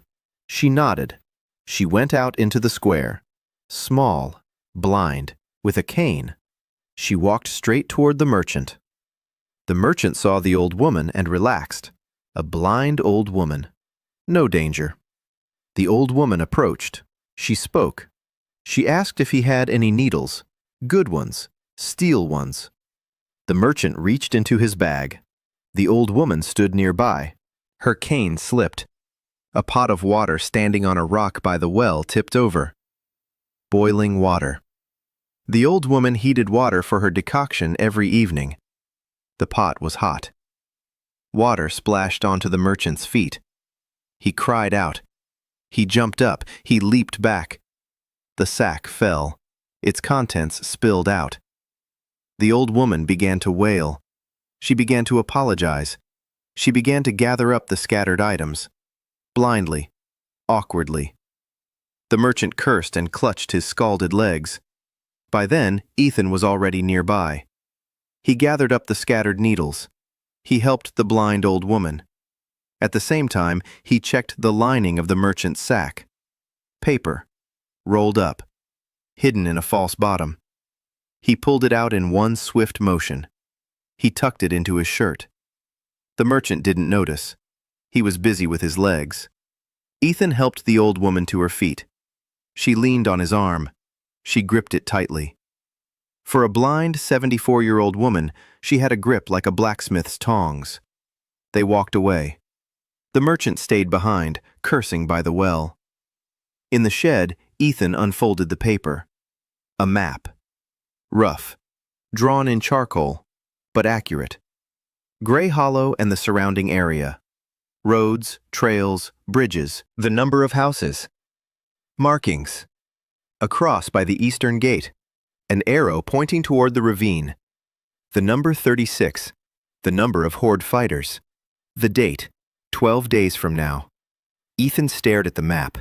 12 days. Not 2 or 3 weeks as Hannah had said. 12.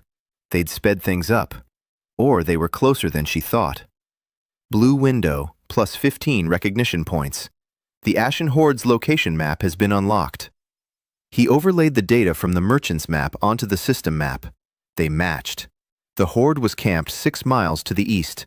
36 men, 22 on foot, 14 on horseback, armed with swords, spears, and bows. The commander is a certain Red Colt, a former sergeant in the Baron's army. He deserted 3 years ago. He gathered a gang of like-minded men. They raid border villages. They burn whatever they can't carry away. They kill everyone over 40 and under 5. They take women between the ages of 15 and 25. The rest they carry off to be sold. Ethan closed his eyes. 36, 14 mounted men. He has 18 peasants with training bows, 4 powder bombs, 1 ravine, and 12 days. He opened his eyes. He took the map of the tunnels out of its hiding place. He spread it out next to the map of the Horde. He began to count. The ravine, 400 meters from the village. The tunnel leads out to the river. 600 meters through the forest from the river to the ravine. The cavalry won't make it through the forest, so we need to cut off the horsemen from the foot soldiers. How? A barricade on the road beyond the ravine. Logs, rocks. The horsemen will run into the barricade. The foot soldiers will press forward. Into the ravine. Into the arrows and gunpowder. The horsemen will wait. Or they'll go around. A detour through the forest. Khan is there, with 12 arrows. 12 arrows for 14 horsemen. Not enough. We need traps, pits, stakes, ropes at the level of a horse's neck. Ethan sketched a diagram on the dirt floor, with a stick, in the dark, from memory. When he finished, he looked at the result.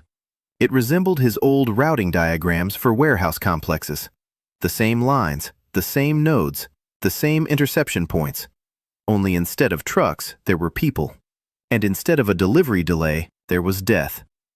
He smudged the diagram with his foot, memorized it. The next day, the merchant left the village. Ethan followed him. Hannah followed him further. The merchant was heading straight east toward the Horde's camp. Now they knew for sure, 12 days. Ethan gathered a militia, at night, in a clearing. 18 men stood in the darkness and listened. He told them about the Horde, about the 36 bandits, about what would happen if they reached the village, about the women, about the children, about blackmail. Silence. Then Derek, the red-haired strapping fellow who had laughed at Solominka a month ago, stepped forward. He said he was ready. A second followed him, a third, all 18. No one backed down. Ethan looked at them. A month ago, they had been broken men, beaten down, hungry, waiting to die. Now they stood tall, with bows on their backs, with fire in their eyes. Not because he had given them weapons, because he had given them food, water, medical care, hope. And now they had something to defend. On the 50th day, Ethan began preparing the ravine. Every night, 4 or 5 people went out with him into the darkness. They dug pits, set stakes, strung ropes, hauled logs for the barricade. By the 54th day, the ravine was ready. 12 pits 3 feet deep with sharpened stakes at the bottom, camouflaged with branches and leaves. 4 ropes at horse-neck height stretched between the trees along the bypass path through the forest. A log barrier behind the ravine, 5 feet high. Cavalry won't be able to jump over it. Positions for archers on the slopes. 12 nests, each with a supply of arrows. 36 arrows for 12 archers, 3 per person. Not enough. But in an ambush from cover 20 paces away, even a peasant could hit his mark. Ethan had checked every position personally. Lines of fire, blind spots, retreat routes. Everything added up. On paper, in his head, on the ground. 6 days remained until the horde arrived, and 20 days until the autumn gathering. 2 timers, 1 brain. He stood in the ravine at dawn, alone. Fog crept across the ground. The birds were silent.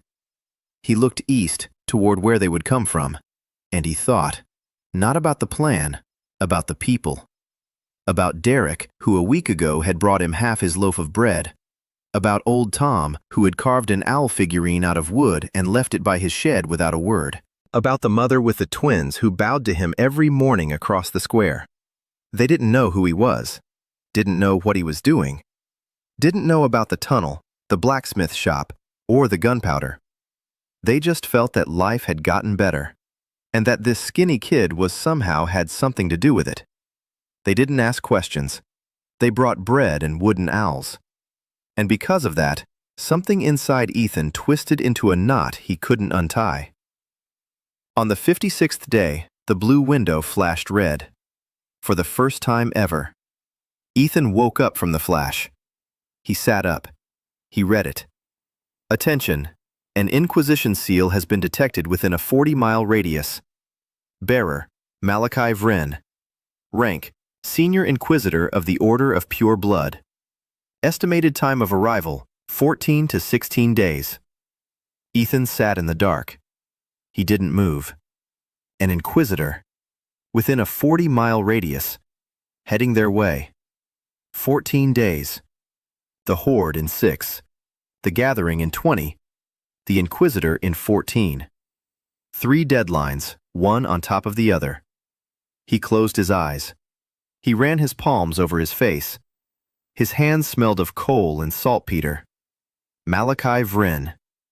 The silent registry yielded scant information. Senior Inquisitor, age around 50.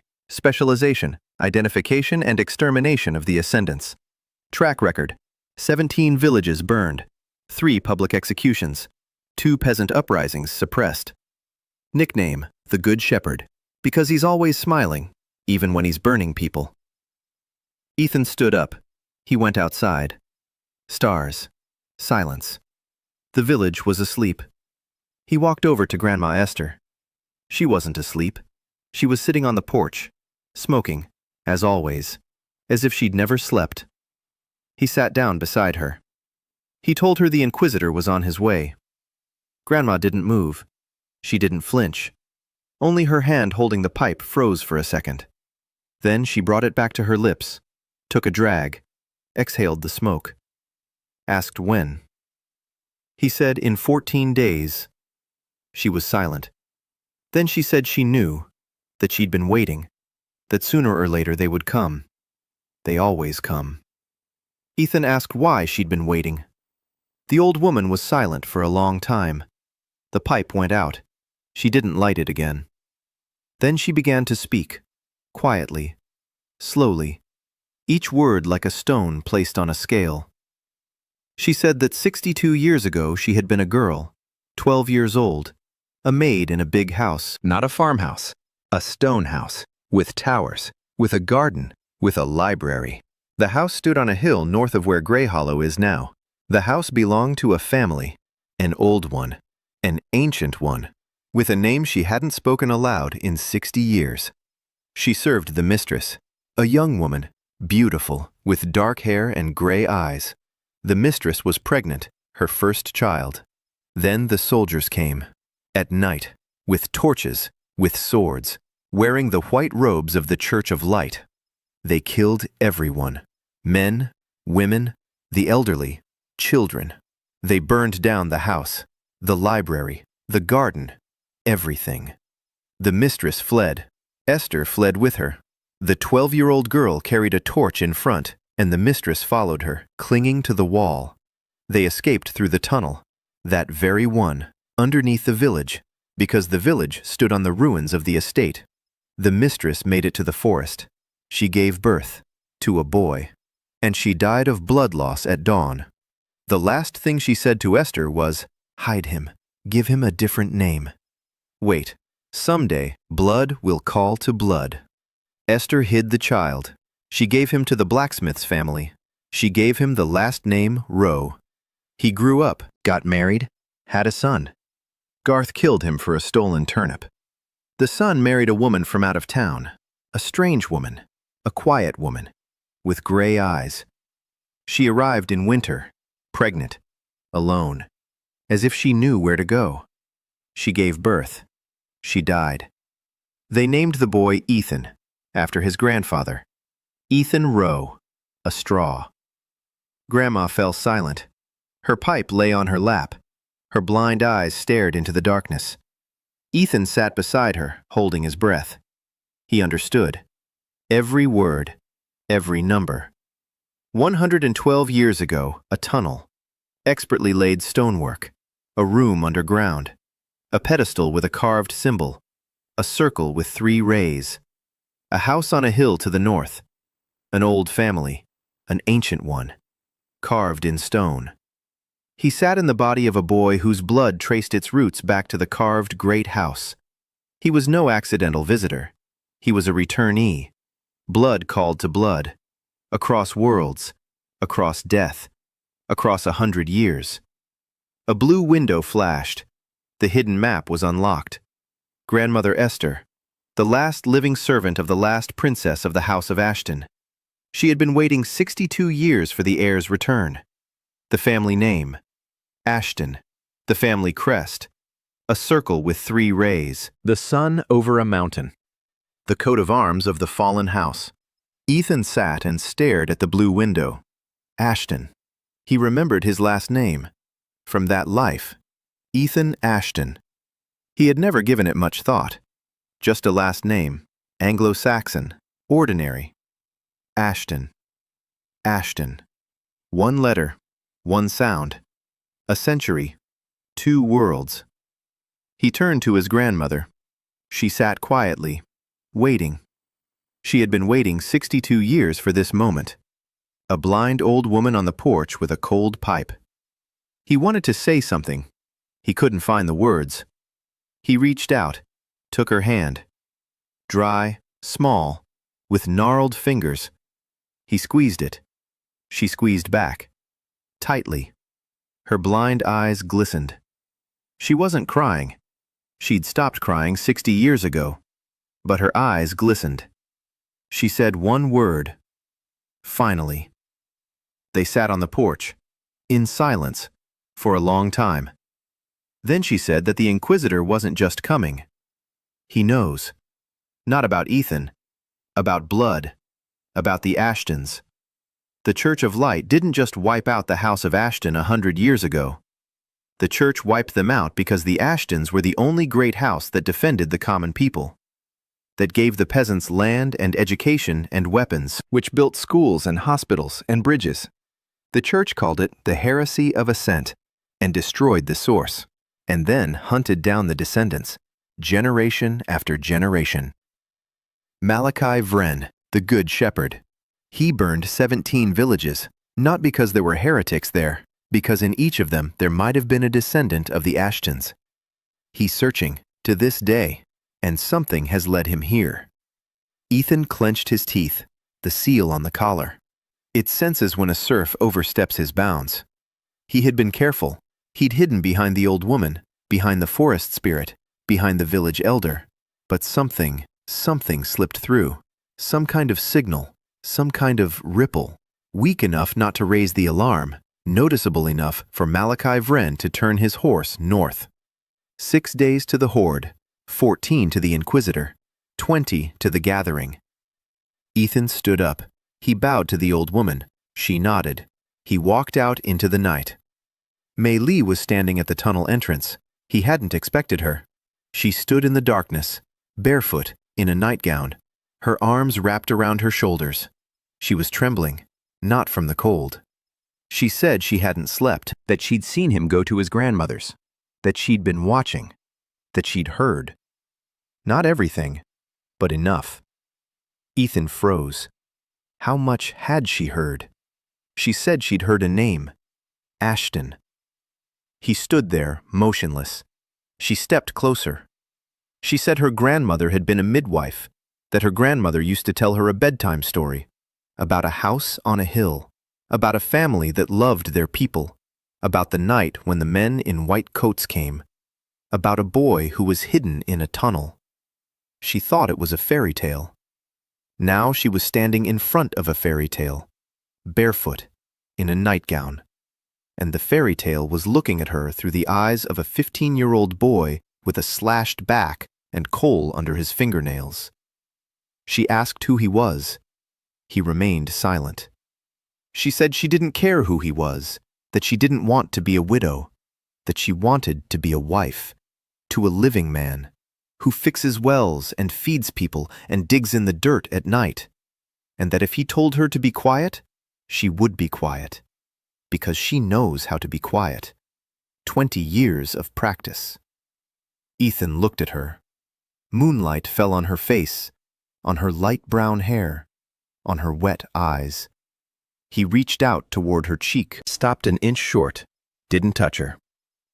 The blue window flashed red. Attention, Inquisition seal detected. The distance had decreased, 35 miles. He lowered his hand. He stepped back. He told her she had to stay silent, that lives depended on it. Everyone's. She nodded. She turned away. She left, bare feet on the wet grass. He watched her go. Relationship scale. Mei Li Crow plus 26. She knows. She's silent. She's made her choice. Ethan stood at the entrance to the tunnel. Night. Stars. Silence. 6 days until blood. 14 until fire. 20 until steel. And somewhere on the horizon, a white figure on horseback, with a kind smile, and a red-hot branding iron in his saddlebag. 6 days until the horde. Ethan hadn't slept. He sat in the underground room by the light of an oil lamp, laying out everything he had on the stone floor.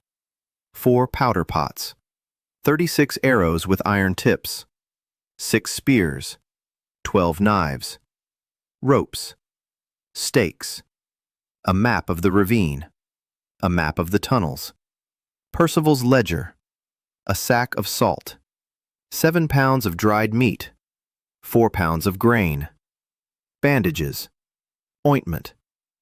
He looked at it all and counted. 18 militiamen, 12 archers, 6 spearmen, Kana with her bow. Himself, 20 men, against 36, 14 of whom were mounted. With combat experience, with real weapons, with a commander who had been plundering and killing for 3 years. The numbers didn't add up. He turned them this way and that, even with an ambush, even with gunpowder, even with pits and ropes.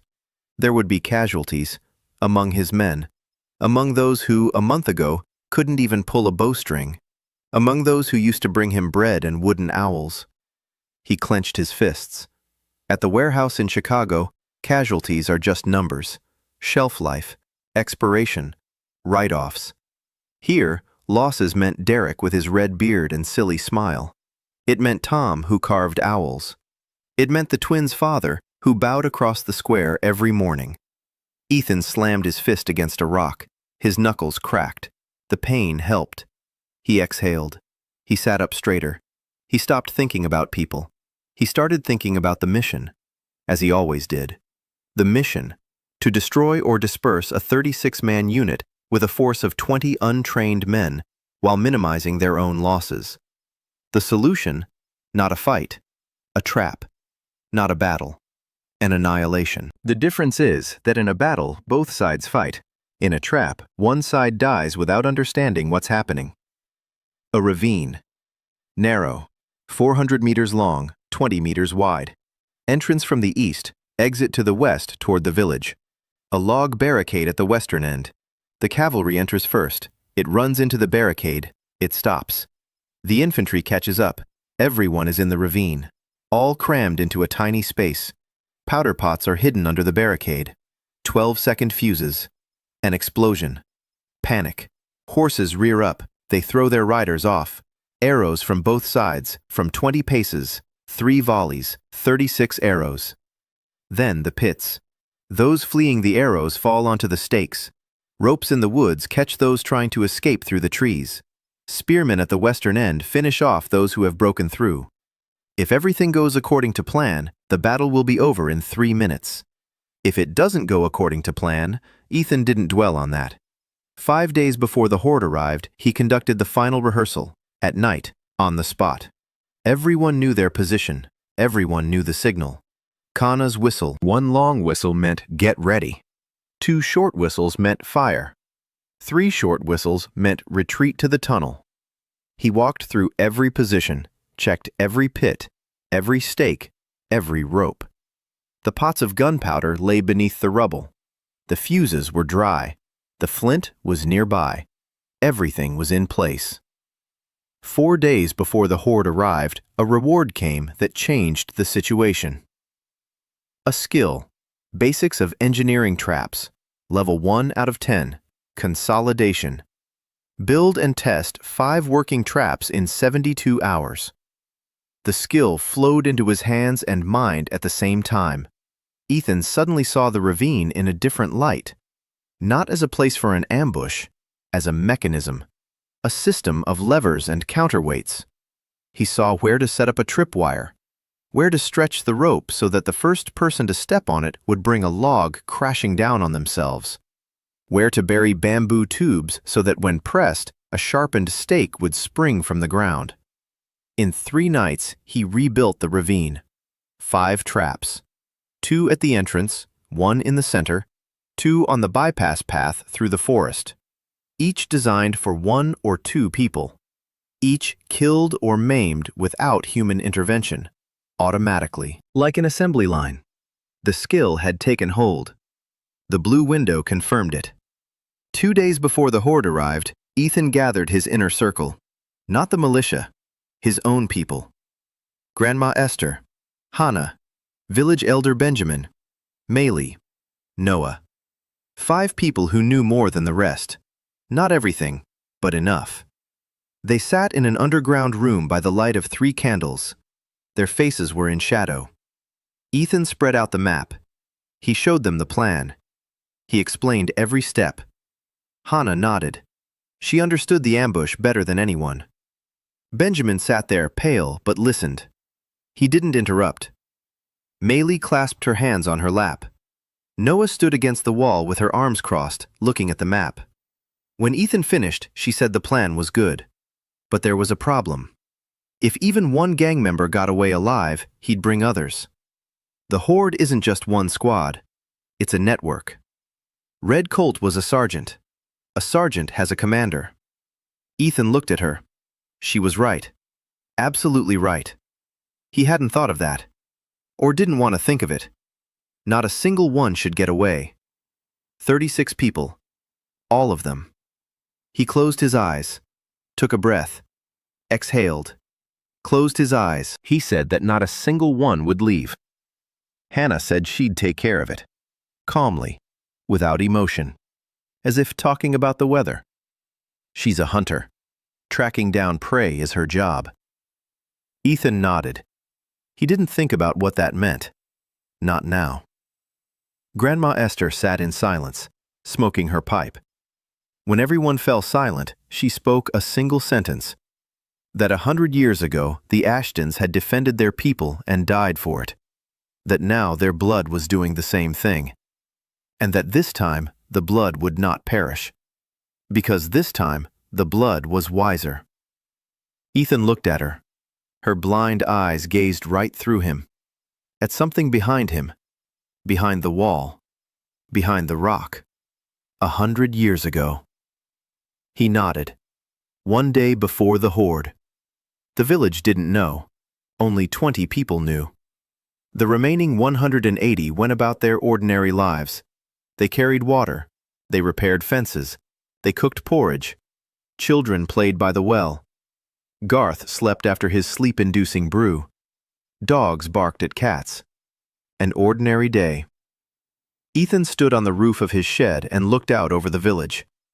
200 souls, 180 of whom didn't know that tomorrow might be their last day. He clenched his fists. Tomorrow wouldn't be their last. He wouldn't let it be. He climbed down. He went to the hiding place. He checked the gunpowder. He checked the arrows. He checked the traps. Everything was in place. Everything was ready. All that was left was to wait. They came at dawn. Hannah was the first to see them. She was lying on top of a hill 3 miles east of the village, counting. 34, not 36. 2 were missing. Either they'd fallen behind, or Red Colt had sent 2 more out on a reconnaissance mission. 14 horsemen in the lead, 20 on foot behind them, a wagon loaded with loot, a banner with red ash on its pole. They moved with confidence. They weren't in a hurry. Why rush? A destitute village with no walls and no weapons. A half-day's entertainment. Hannah slipped down the hill and ran toward the ravine. She ran fast, quietly, just like those on the grass. Her knee no longer hurt. She made it in 20 minutes. Ethan stood by the western barricade. His face was calm. His hands didn't tremble. He wasn't counting anymore. Everything had been calculated. Every step, every second, every arrow. Hannah said 34. He nodded. He looked at the archers, 12 men on the slopes of the ravine, 6 on the left, 6 on the right. They lay in the bushes. They didn't move. Only their white fingers on the bowstrings gave away that they were alive. The spearmen stood behind the barricade, 6 men with spears, pale. One of them was Derek. A red beard poked out from behind a log. He wasn't smiling, for the first time. Ethan went around to each position, quietly, crouching low. He told each of them the same thing. Don't stick your head out until you hear 2 whistles. After 2 whistles, shoot 3 times. After the 3rd shot, run toward the tunnel. Don't look back. Don't try to be a hero. 3 arrows, then get out of there. They nodded, silently. Their eyes were wide, frightened, but their hands held their bows. Ethan returned to the rubble. He lay down next to the powder pots, a flint in his right hand, fuses in his left. He waited. Silence. The birds fell silent. Even the wind died down, as if the world had held its breath. Then he heard it. Hooves, distant, muffled, drawing nearer. The clang of iron. Voices. Laughter. Someone was singing, hoarsely, drunk. The bandits rode into the ravine as if out for a stroll. The horseman in front, Red Colt in the center, a big man on a big horse, a red cloak, a sword at his belt, a face like an axe, narrow, sharp, vicious. He rode along, glancing back, not cautiously, with anticipation. He could already see the village beyond the ravine, 34 houses, 200 souls, meet for the evening. The first rider rode onto the rope-pulled ramp, a thin rope at the level of the horse's hooves. The horse stumbled. A log on the rope-operated lever crashed down from the right slope. It struck the second rider in the chest. He was thrown from the saddle. The third horse jerked to the left. It stepped on the pit cover. Its front legs gave way. The stakes pierced its belly. The horse neighed. The sound was so loud that Ethan clenched his teeth until they creaked. Panic broke out instantly. The horsemen huddled together. The foot soldiers charged at them from behind. Red Colt was yelling. Ethan lit the first fuse. The fire raced along the oiled rope. 12 seconds. He lit the second, the third, the fourth. He rolled back behind the barricade. He covered his ears. The first explosion struck like the fist of God. The ground shook. Shards of clay whistled overhead. Fire, smoke, a scream. Not just one scream, dozens. A second explosion, a third, a fourth. The ravine had turned into hell. Smoke stood like a wall. Shadows darted through the smoke. People, horses, some were on fire. Kana whistled. 2 short whistles.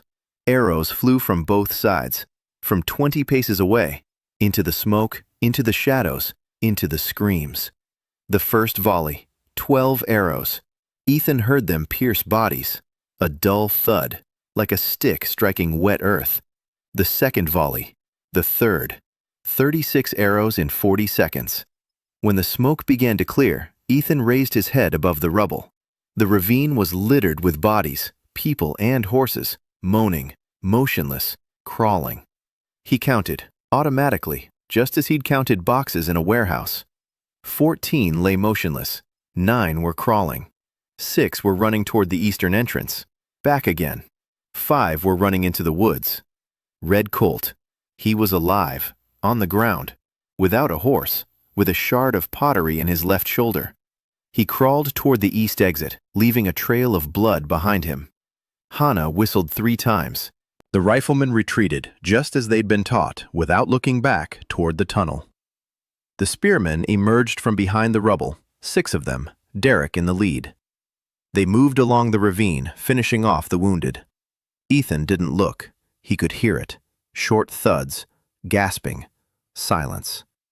The 6 running toward the eastern entrance stumbled into a second trap, a taut rope and a log. 2 were knocked down. 4 jumped over and ran on, into the forest, where Hana was waiting. Ethan heard her bow, 4 times, 4 dull thuds, then silence. The 5 who had gone into the woods on the southern slope stumbled upon nooses at neck level.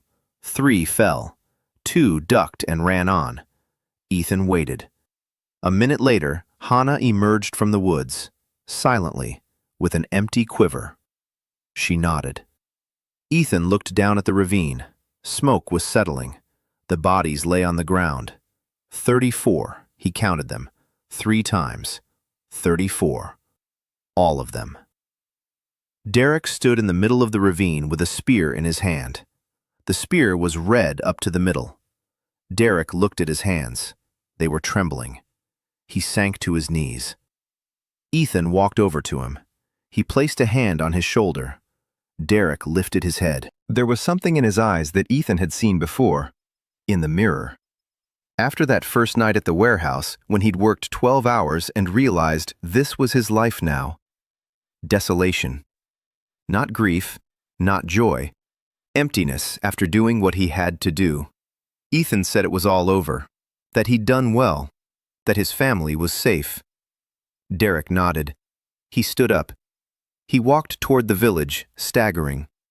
Ethan stayed behind. He walked around the ravine. He counted the bodies. He checked each one. He gathered the weapons. Swords, knives, bows, arrows, and chainmail, 3 pieces. Money, 214 copper coins, 31 silver coins, 2 gold coins. A small fortune by Greyhollow standards. He loaded everything into the bandit's wagon, dragged it into the tunnel.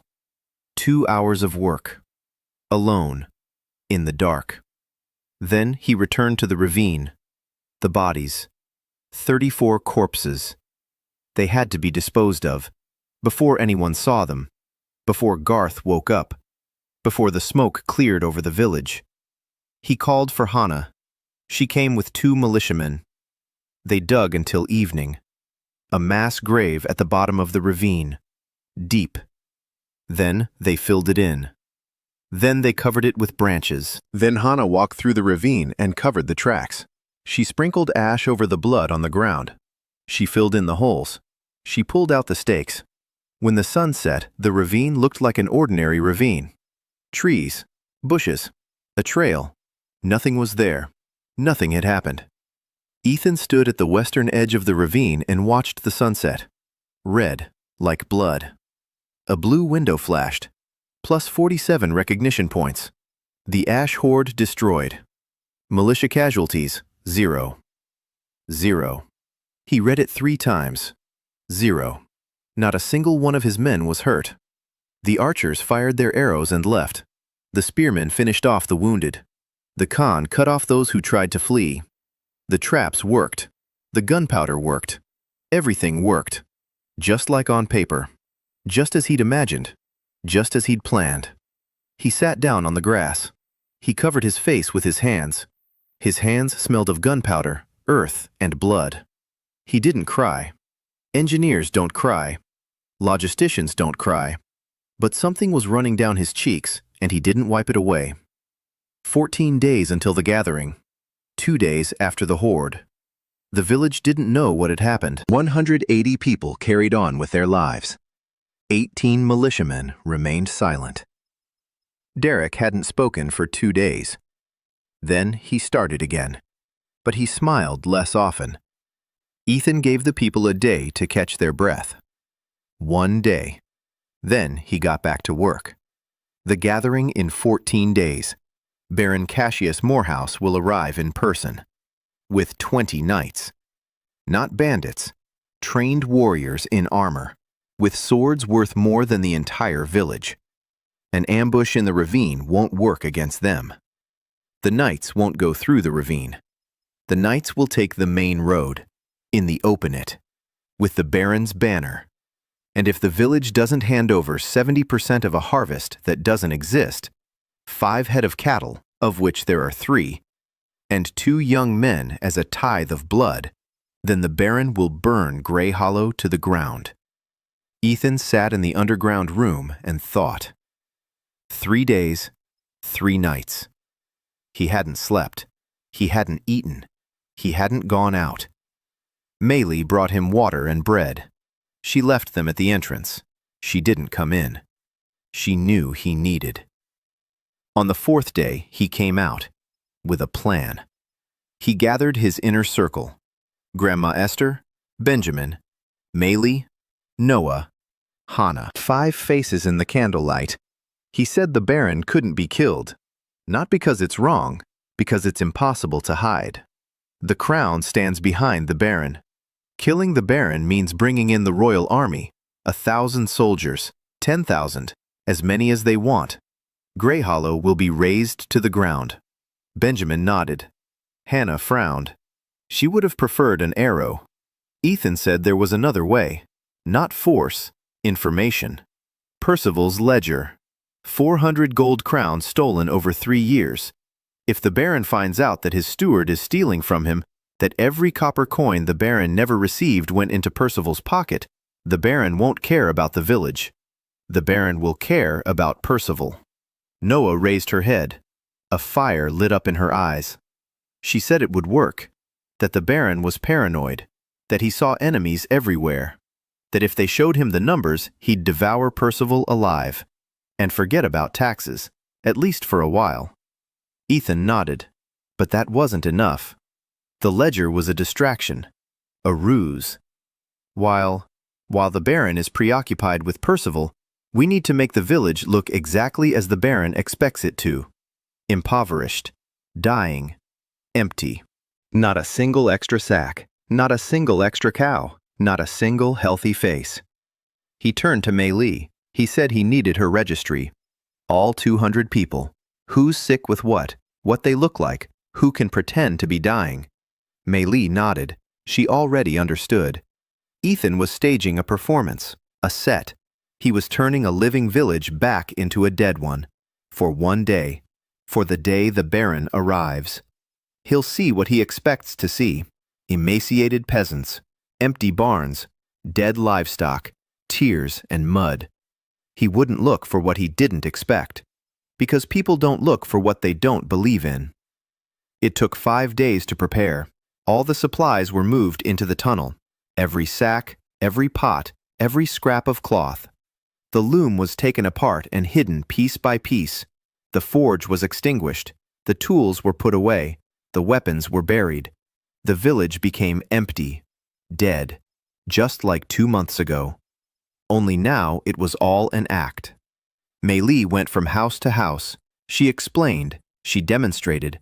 When the Baron arrived, everyone had to look just as they had before, hungry, sick, broken. The women smeared their faces with ash. They pulled on the most tattered rags. They hid the children who looked too healthy. They were sent into the tunnel. The men slumped. They lowered their eyes. They shuffled their feet. They remembered how to be slaves. They knew how. 20 years of practice. On the 10th day before the gathering, Ethan solved the problem with Hart. He couldn't leave the overseer free when the Baron arrived. Hart was too suspicious. Hart might say too much, might show too much, might ask a question no one was expecting. The sleep-inducing herb in the moonshine worked every evening, but on the day of the gathering, that wasn't enough. Ethan went to see Garth at night, alone. The door was open. Garth was sitting at the table, drunk but not asleep.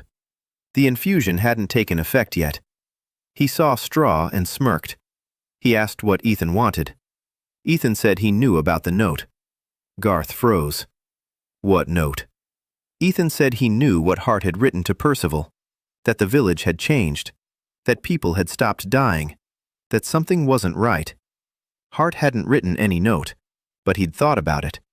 Ethan had seen it in the silent register. Intention without action. Ethan was bluffing, pure and simple, just like in poker, which he'd never played. But the logic was the same. You can't see your opponent's cards. You see his face. Garth turned pale. For a second. Then he pulled himself together. He asked how Straw knew. Ethan said it didn't matter. Something else did. That Percival was a thief. That he was stealing from the Baron. That a ledger with the evidence existed. That if the Baron saw the ledger, Percival would be finished. And with him, everyone connected to him, including his guard dog in Grey Hollow. Garth sat motionless. His eyes narrowed. He was thinking, slowly, but surely. Percival was paying him 20 copper coins a month for his silence, for Garth not reporting the real figures to the Baron. If Percival goes down, Garth goes down with him. Ethan said there was a way out. Keep quiet. When the Baron arrives, Garth will be sick. A cold, a fever. Stay in bed, don't go out, don't talk, don't see anything. And after the Baron leaves, Garth will get 50 silver coins from the Horde's spoils. 5 silver coins, a mercenary's annual pay. Hart stared at him for a long time. Then he asked, "Who are you, boy?" Ethan said he was Straw, the very same one. The one who can't lift a sack. Hart snorted, finished his mug, said that Straw had some good balls for a dead man, and that he'd be sick when the Baron arrived. Ethan walked out. Hannah was standing on the street with a bow on her back. She was keeping watch. If Garth had lunged at Ethan, an arrow would have pierced his neck through the window. Ethan shook his head. It wasn't necessary. Hannah put the arrow away. They walked toward the tunnel in silence. On the 8th day before the gathering, something happened that Ethan hadn't planned for. A woman came to the village, young, about 20, in a simple dress, carrying a basket of herbs. She introduced herself as a gatherer. She said she was looking for gentian for medicine. She asked if she could stay the night. Benjamin let her in. The woman was beautiful, dark hair, light eyes, a straight back, hands without calluses. Ethan noticed this right away, hands without calluses.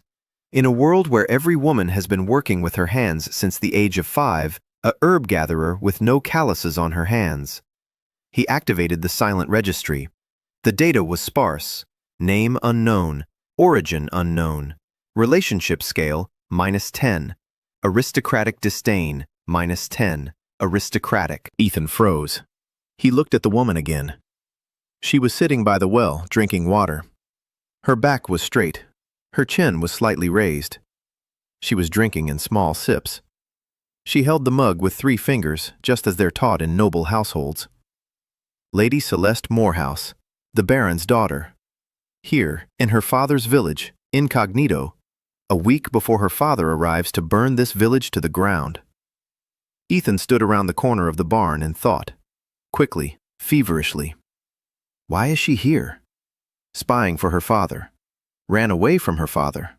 Looking for something, someone. The silent registry offered no answers. Too little data.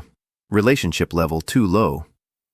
He needed to approach her, talk to her, raise the relationship level to +10 to uncover the secret. But if she was a spy, if she was here on the Baron's orders, then any contact was a risk. He decided to wait, observe, gather data.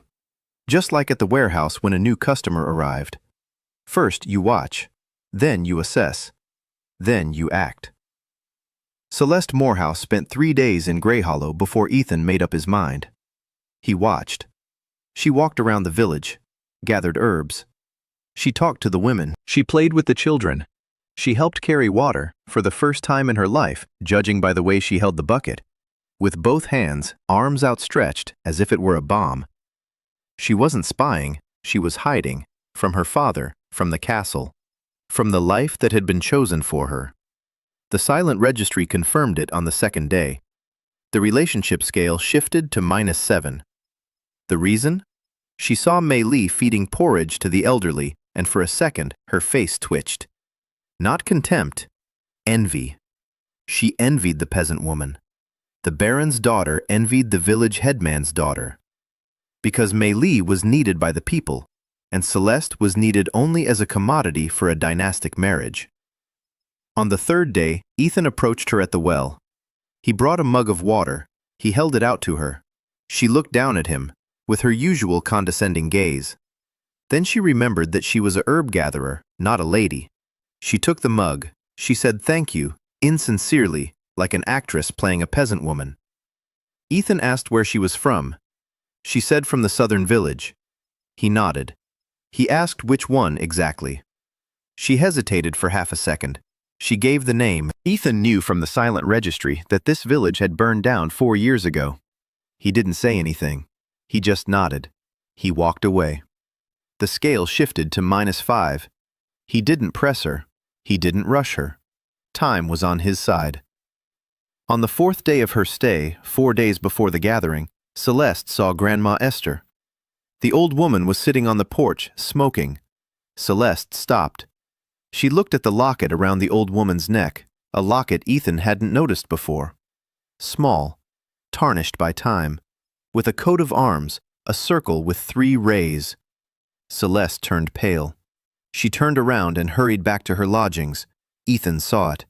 The silent registry flared up. Relationship scale, -2. A sharp shift. Reason, recognition of the symbol.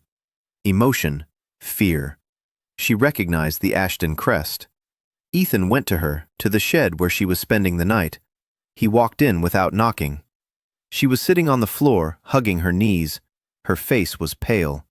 She raised her head. She saw him. She told him to leave. He didn't leave. He sat down across from her. He asked why she was here. She remained silent. He said he knew who she was, that her hands had no calluses, that her back was too straight for a peasant woman, that she drank with 3 fingers, that she had named the village that burned down 4 years ago. She listened. Her expression changed, from fear to anger, from anger to exhaustion. She said he was too smart for a serf. He said he was full of surprises. She almost smiled. Almost. Then she told the truth. She had run away, from the northern estate where her father had exiled her after a scandal in the capital. She had refused to marry Count Aldrich, a 60-year-old man with rotten teeth and 3 dead wives. Her father struck her in front of the entire court, sent her north to cool off. She cooled off and ran away, here, to her father's village. Why? She didn't know. Maybe to see the people her father was planning to destroy. Maybe to say goodbye on his behalf.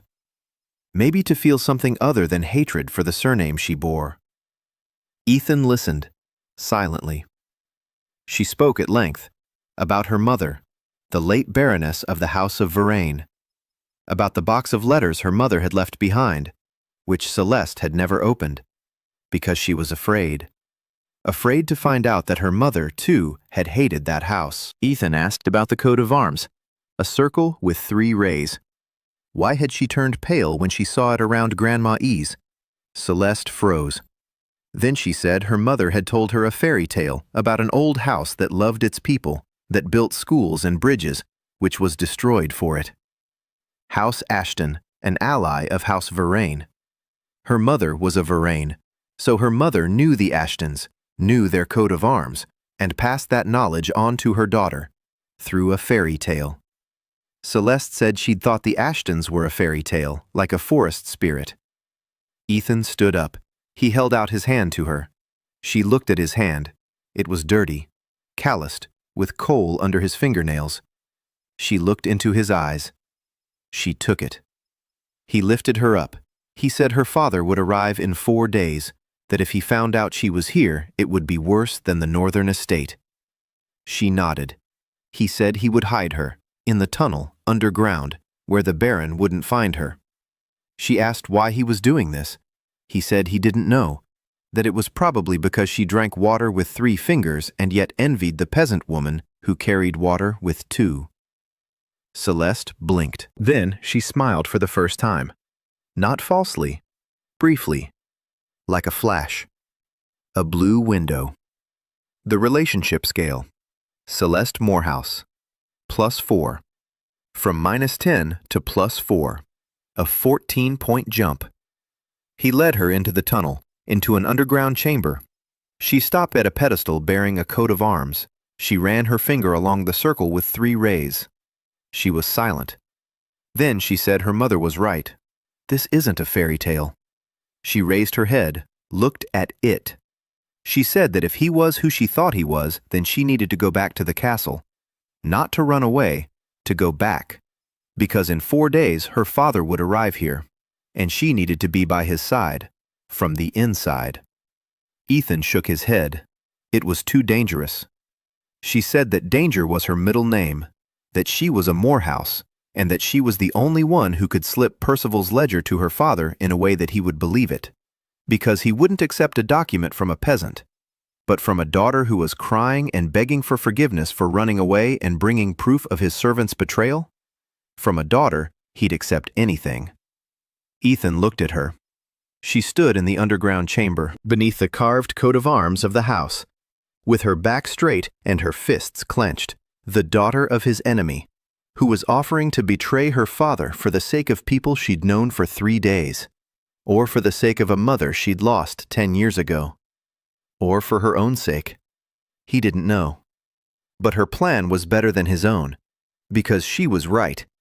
The Baron wouldn't accept the ledger from a peasant. The Baron would accept it from his daughter. Ethan nodded. She nodded back. She said she would leave tomorrow morning, return to the northern estate, and from there she'd travel to Grey Hollow with her father, as a repentant daughter, as a Trojan horse. He handed her the ledger. She took it, hid it under her dress. She stepped out of the tunnel. At dawn, she left. Ethan stood on the roof of the barn and watched her walk away down the road to the south, a small figure in a simple dress, carrying a basket of herbs, with a bomb under her dress. 1 day before the gathering. Ethan walked through the village one last time. Everything was in its place. The barns were empty. The livestock was emaciated. The faces were dirty. Clothes were torn. The children were hidden in the tunnel. Healthy men were hunched over and shuffling. The women were crying on command. Garth lay in bed with his throat bandaged. He was faking it. Grandma Esther sat on the porch, as always, just as she had for 60 years. Her locket is tucked under her shirt. Maylie stands by the village headman's house, pale, quiet. Noah is in Percival's kitchen, preparing dinner for the Baron.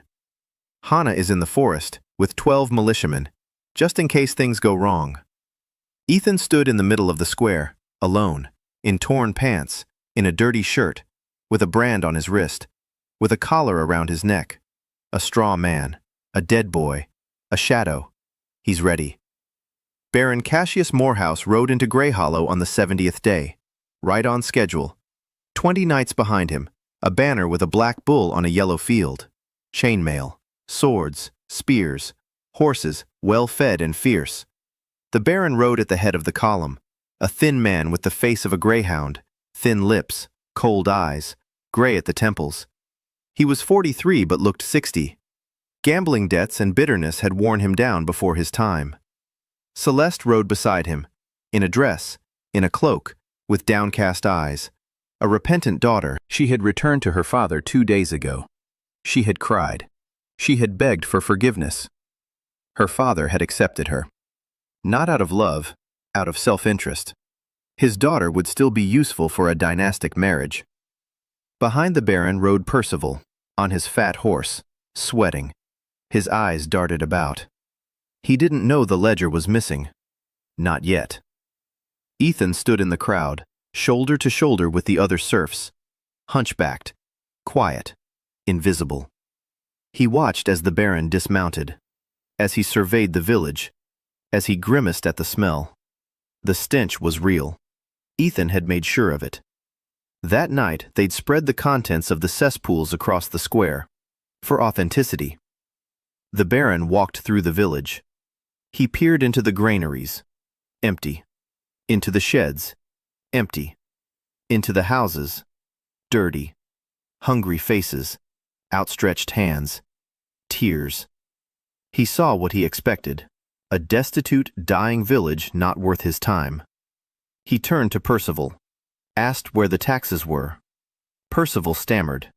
Drought, plague, mildew, lazy peasants. He'd done everything he could. The Baron listened. His face was stony. Ethan waited. He counted the seconds.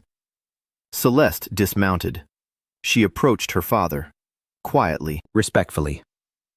She touched his elbow. The Baron turned. She whispered something in his ear, quietly. Ethan couldn't hear it, but he saw the Baron's face change. He saw his eyes narrow, how his hand rested on the hilt of his sword. Celeste handed him a leather-bound scroll, a ledger. The Baron took it, opened it, leafed through it. The pages rustled in the silence. Percival stood 10 paces away and couldn't see what the Baron was holding. Then he saw it. The binding. Leather. Familiar. His face turned gray, then white, then green. He opened his mouth, closed it, opened it again. The sound that came out was not a word, a rasp, a gurgle, like a fish on the shore. The Baron lifted his head from the ledger. He looked at Percival. The silence in the square became palpable, thick, heavy. The Baron said one word, a name. Percival. The steward collapsed to his knees.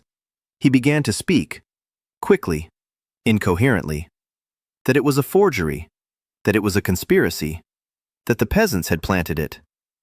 The Baron wasn't listening. He nodded to 2 knights. They approached Percival, lifted him up, tied his hands behind his back. Percival screamed. He spat. He called for Hart. Hart didn't come out. He lay in his bed with his throat bandaged and his eyes closed. The Baron said he would deal with Percival at the castle. He said the village would get a 3-month tax deferment, while he recounted all the ledgers, all the books, all the figures. He said that if he found one more discrepancy, Percival would be hanged from the gate. The knights threw Percival into a cart, bound, whimpering. The former lord of 5 villages was being hauled to the castle like a sack of manure. The Baron turned to the village headman. Benjamin stood hunched over, shaking. This was no game. He was truly afraid.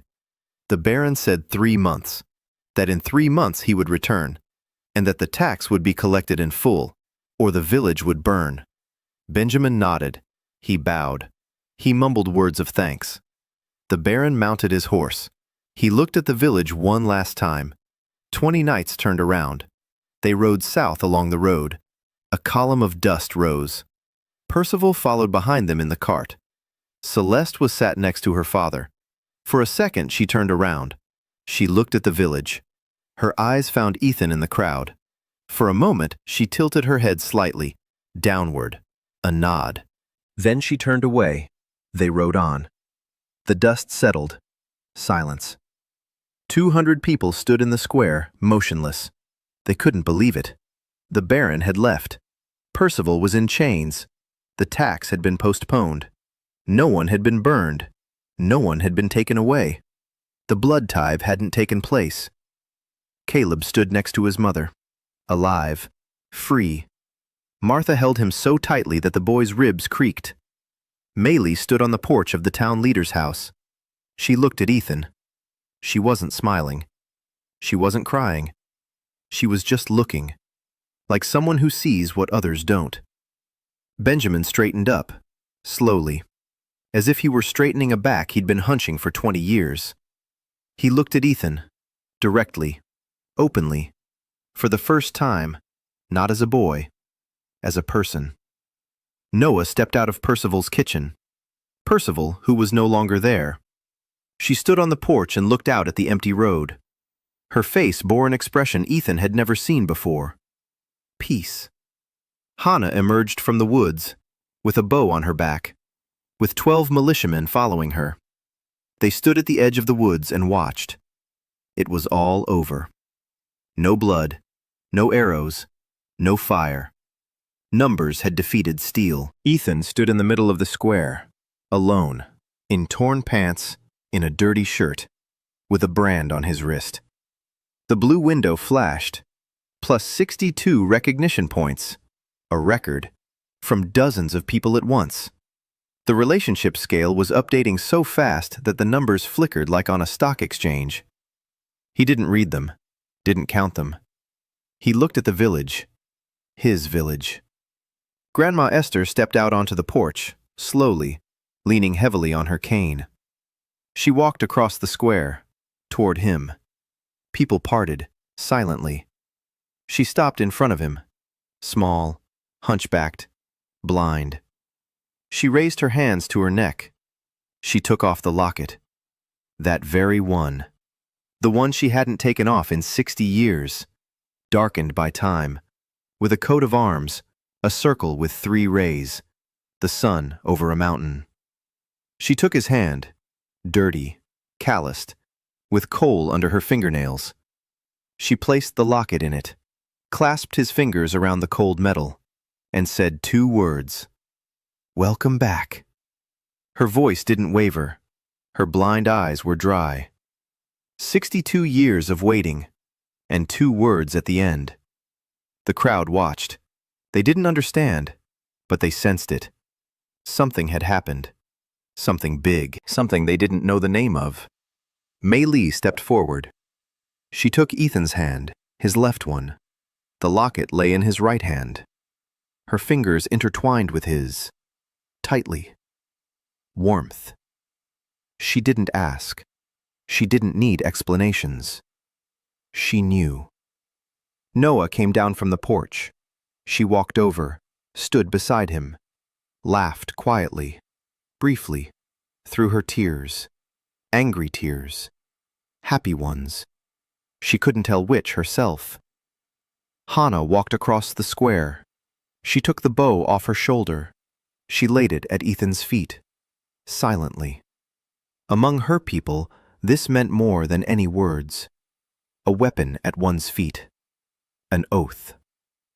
The 12 militiamen behind her dropped to one knee, not because he ordered them to, because they wanted to. Ethan stood. He looked at them, at all of them. The medallion chilled his palm. Maylie's hand warmed his fingers. A blue window hung before his eyes. He wasn't reading it. For the first time in 70 days, he wasn't counting. He wasn't planning. He wasn't optimizing. He just stood there, among the people he had saved, who had saved him. He opened his mouth to say something. He didn't know what. He had never in his life known what to say at moments like this. Not in that life, not in this one. And then he saw it. On the hill, Beyond the village, against the backdrop of the sunset, a rider emerged from the fog. A white cloak, a white horse, gray hair, a calm face, kind eyes, a smile, warm, fatherly, like that of a priest who had come to hear the confession of a dying man. Inquisitor Malachi Vren, the Good Shepherd. He sat on his horse at the top of the hill and looked down, at the village, at the square, at the boy with the medallion in his hand. He was smiling, like a man who had searched for a long time and finally found what he was looking for. Ethan clenched the medallion, the metal dug into his palm. He didn't look away. He didn't cower. He didn't hide. He looked at the white figure on the hill, straight ahead, steadily, as an equal. 70 days ago, he had lain in the mud under the whip, a straw, a dead boy, a shadow. Today, he stood in the middle of the village he had built from nothing, with the medallion carved with the house in his hand, with people behind him, with a plan in his head. The Inquisitor turned his horse, slowly. He rode down the slope, toward the village, without haste. Ethan didn't move. Maylie stood beside him. Noah was nearby. Behind him were Han and 12 men with bows. On the porch stood Grandma Esther with her pipe gone out. Somewhere in the castle was Celeste with the box of letters she would finally open. Somewhere on the road was Rebecca, who would arrive in 2 weeks and lie for the first time in her report. The white horseman was approaching. Ethan stood and waited. There were no numbers in his head, for the first time. Just one thought. Quiet, calm, clear. He thought he wasn't going to hide anymore, that for 70 days he had been a shadow, and that the shadow was no longer needed. Because people stood behind him, and because those people had names, and because he knew every one of them. Malachi Vren rode up to the square. He dismounted. He stood. He smiled. Ethan took a step forward. One step. The medallion in his right hand, Maylie's hand in his left, the sunset behind him. He looked the Inquisitor in the eye, and for the first time in both his lives, he felt that he was home.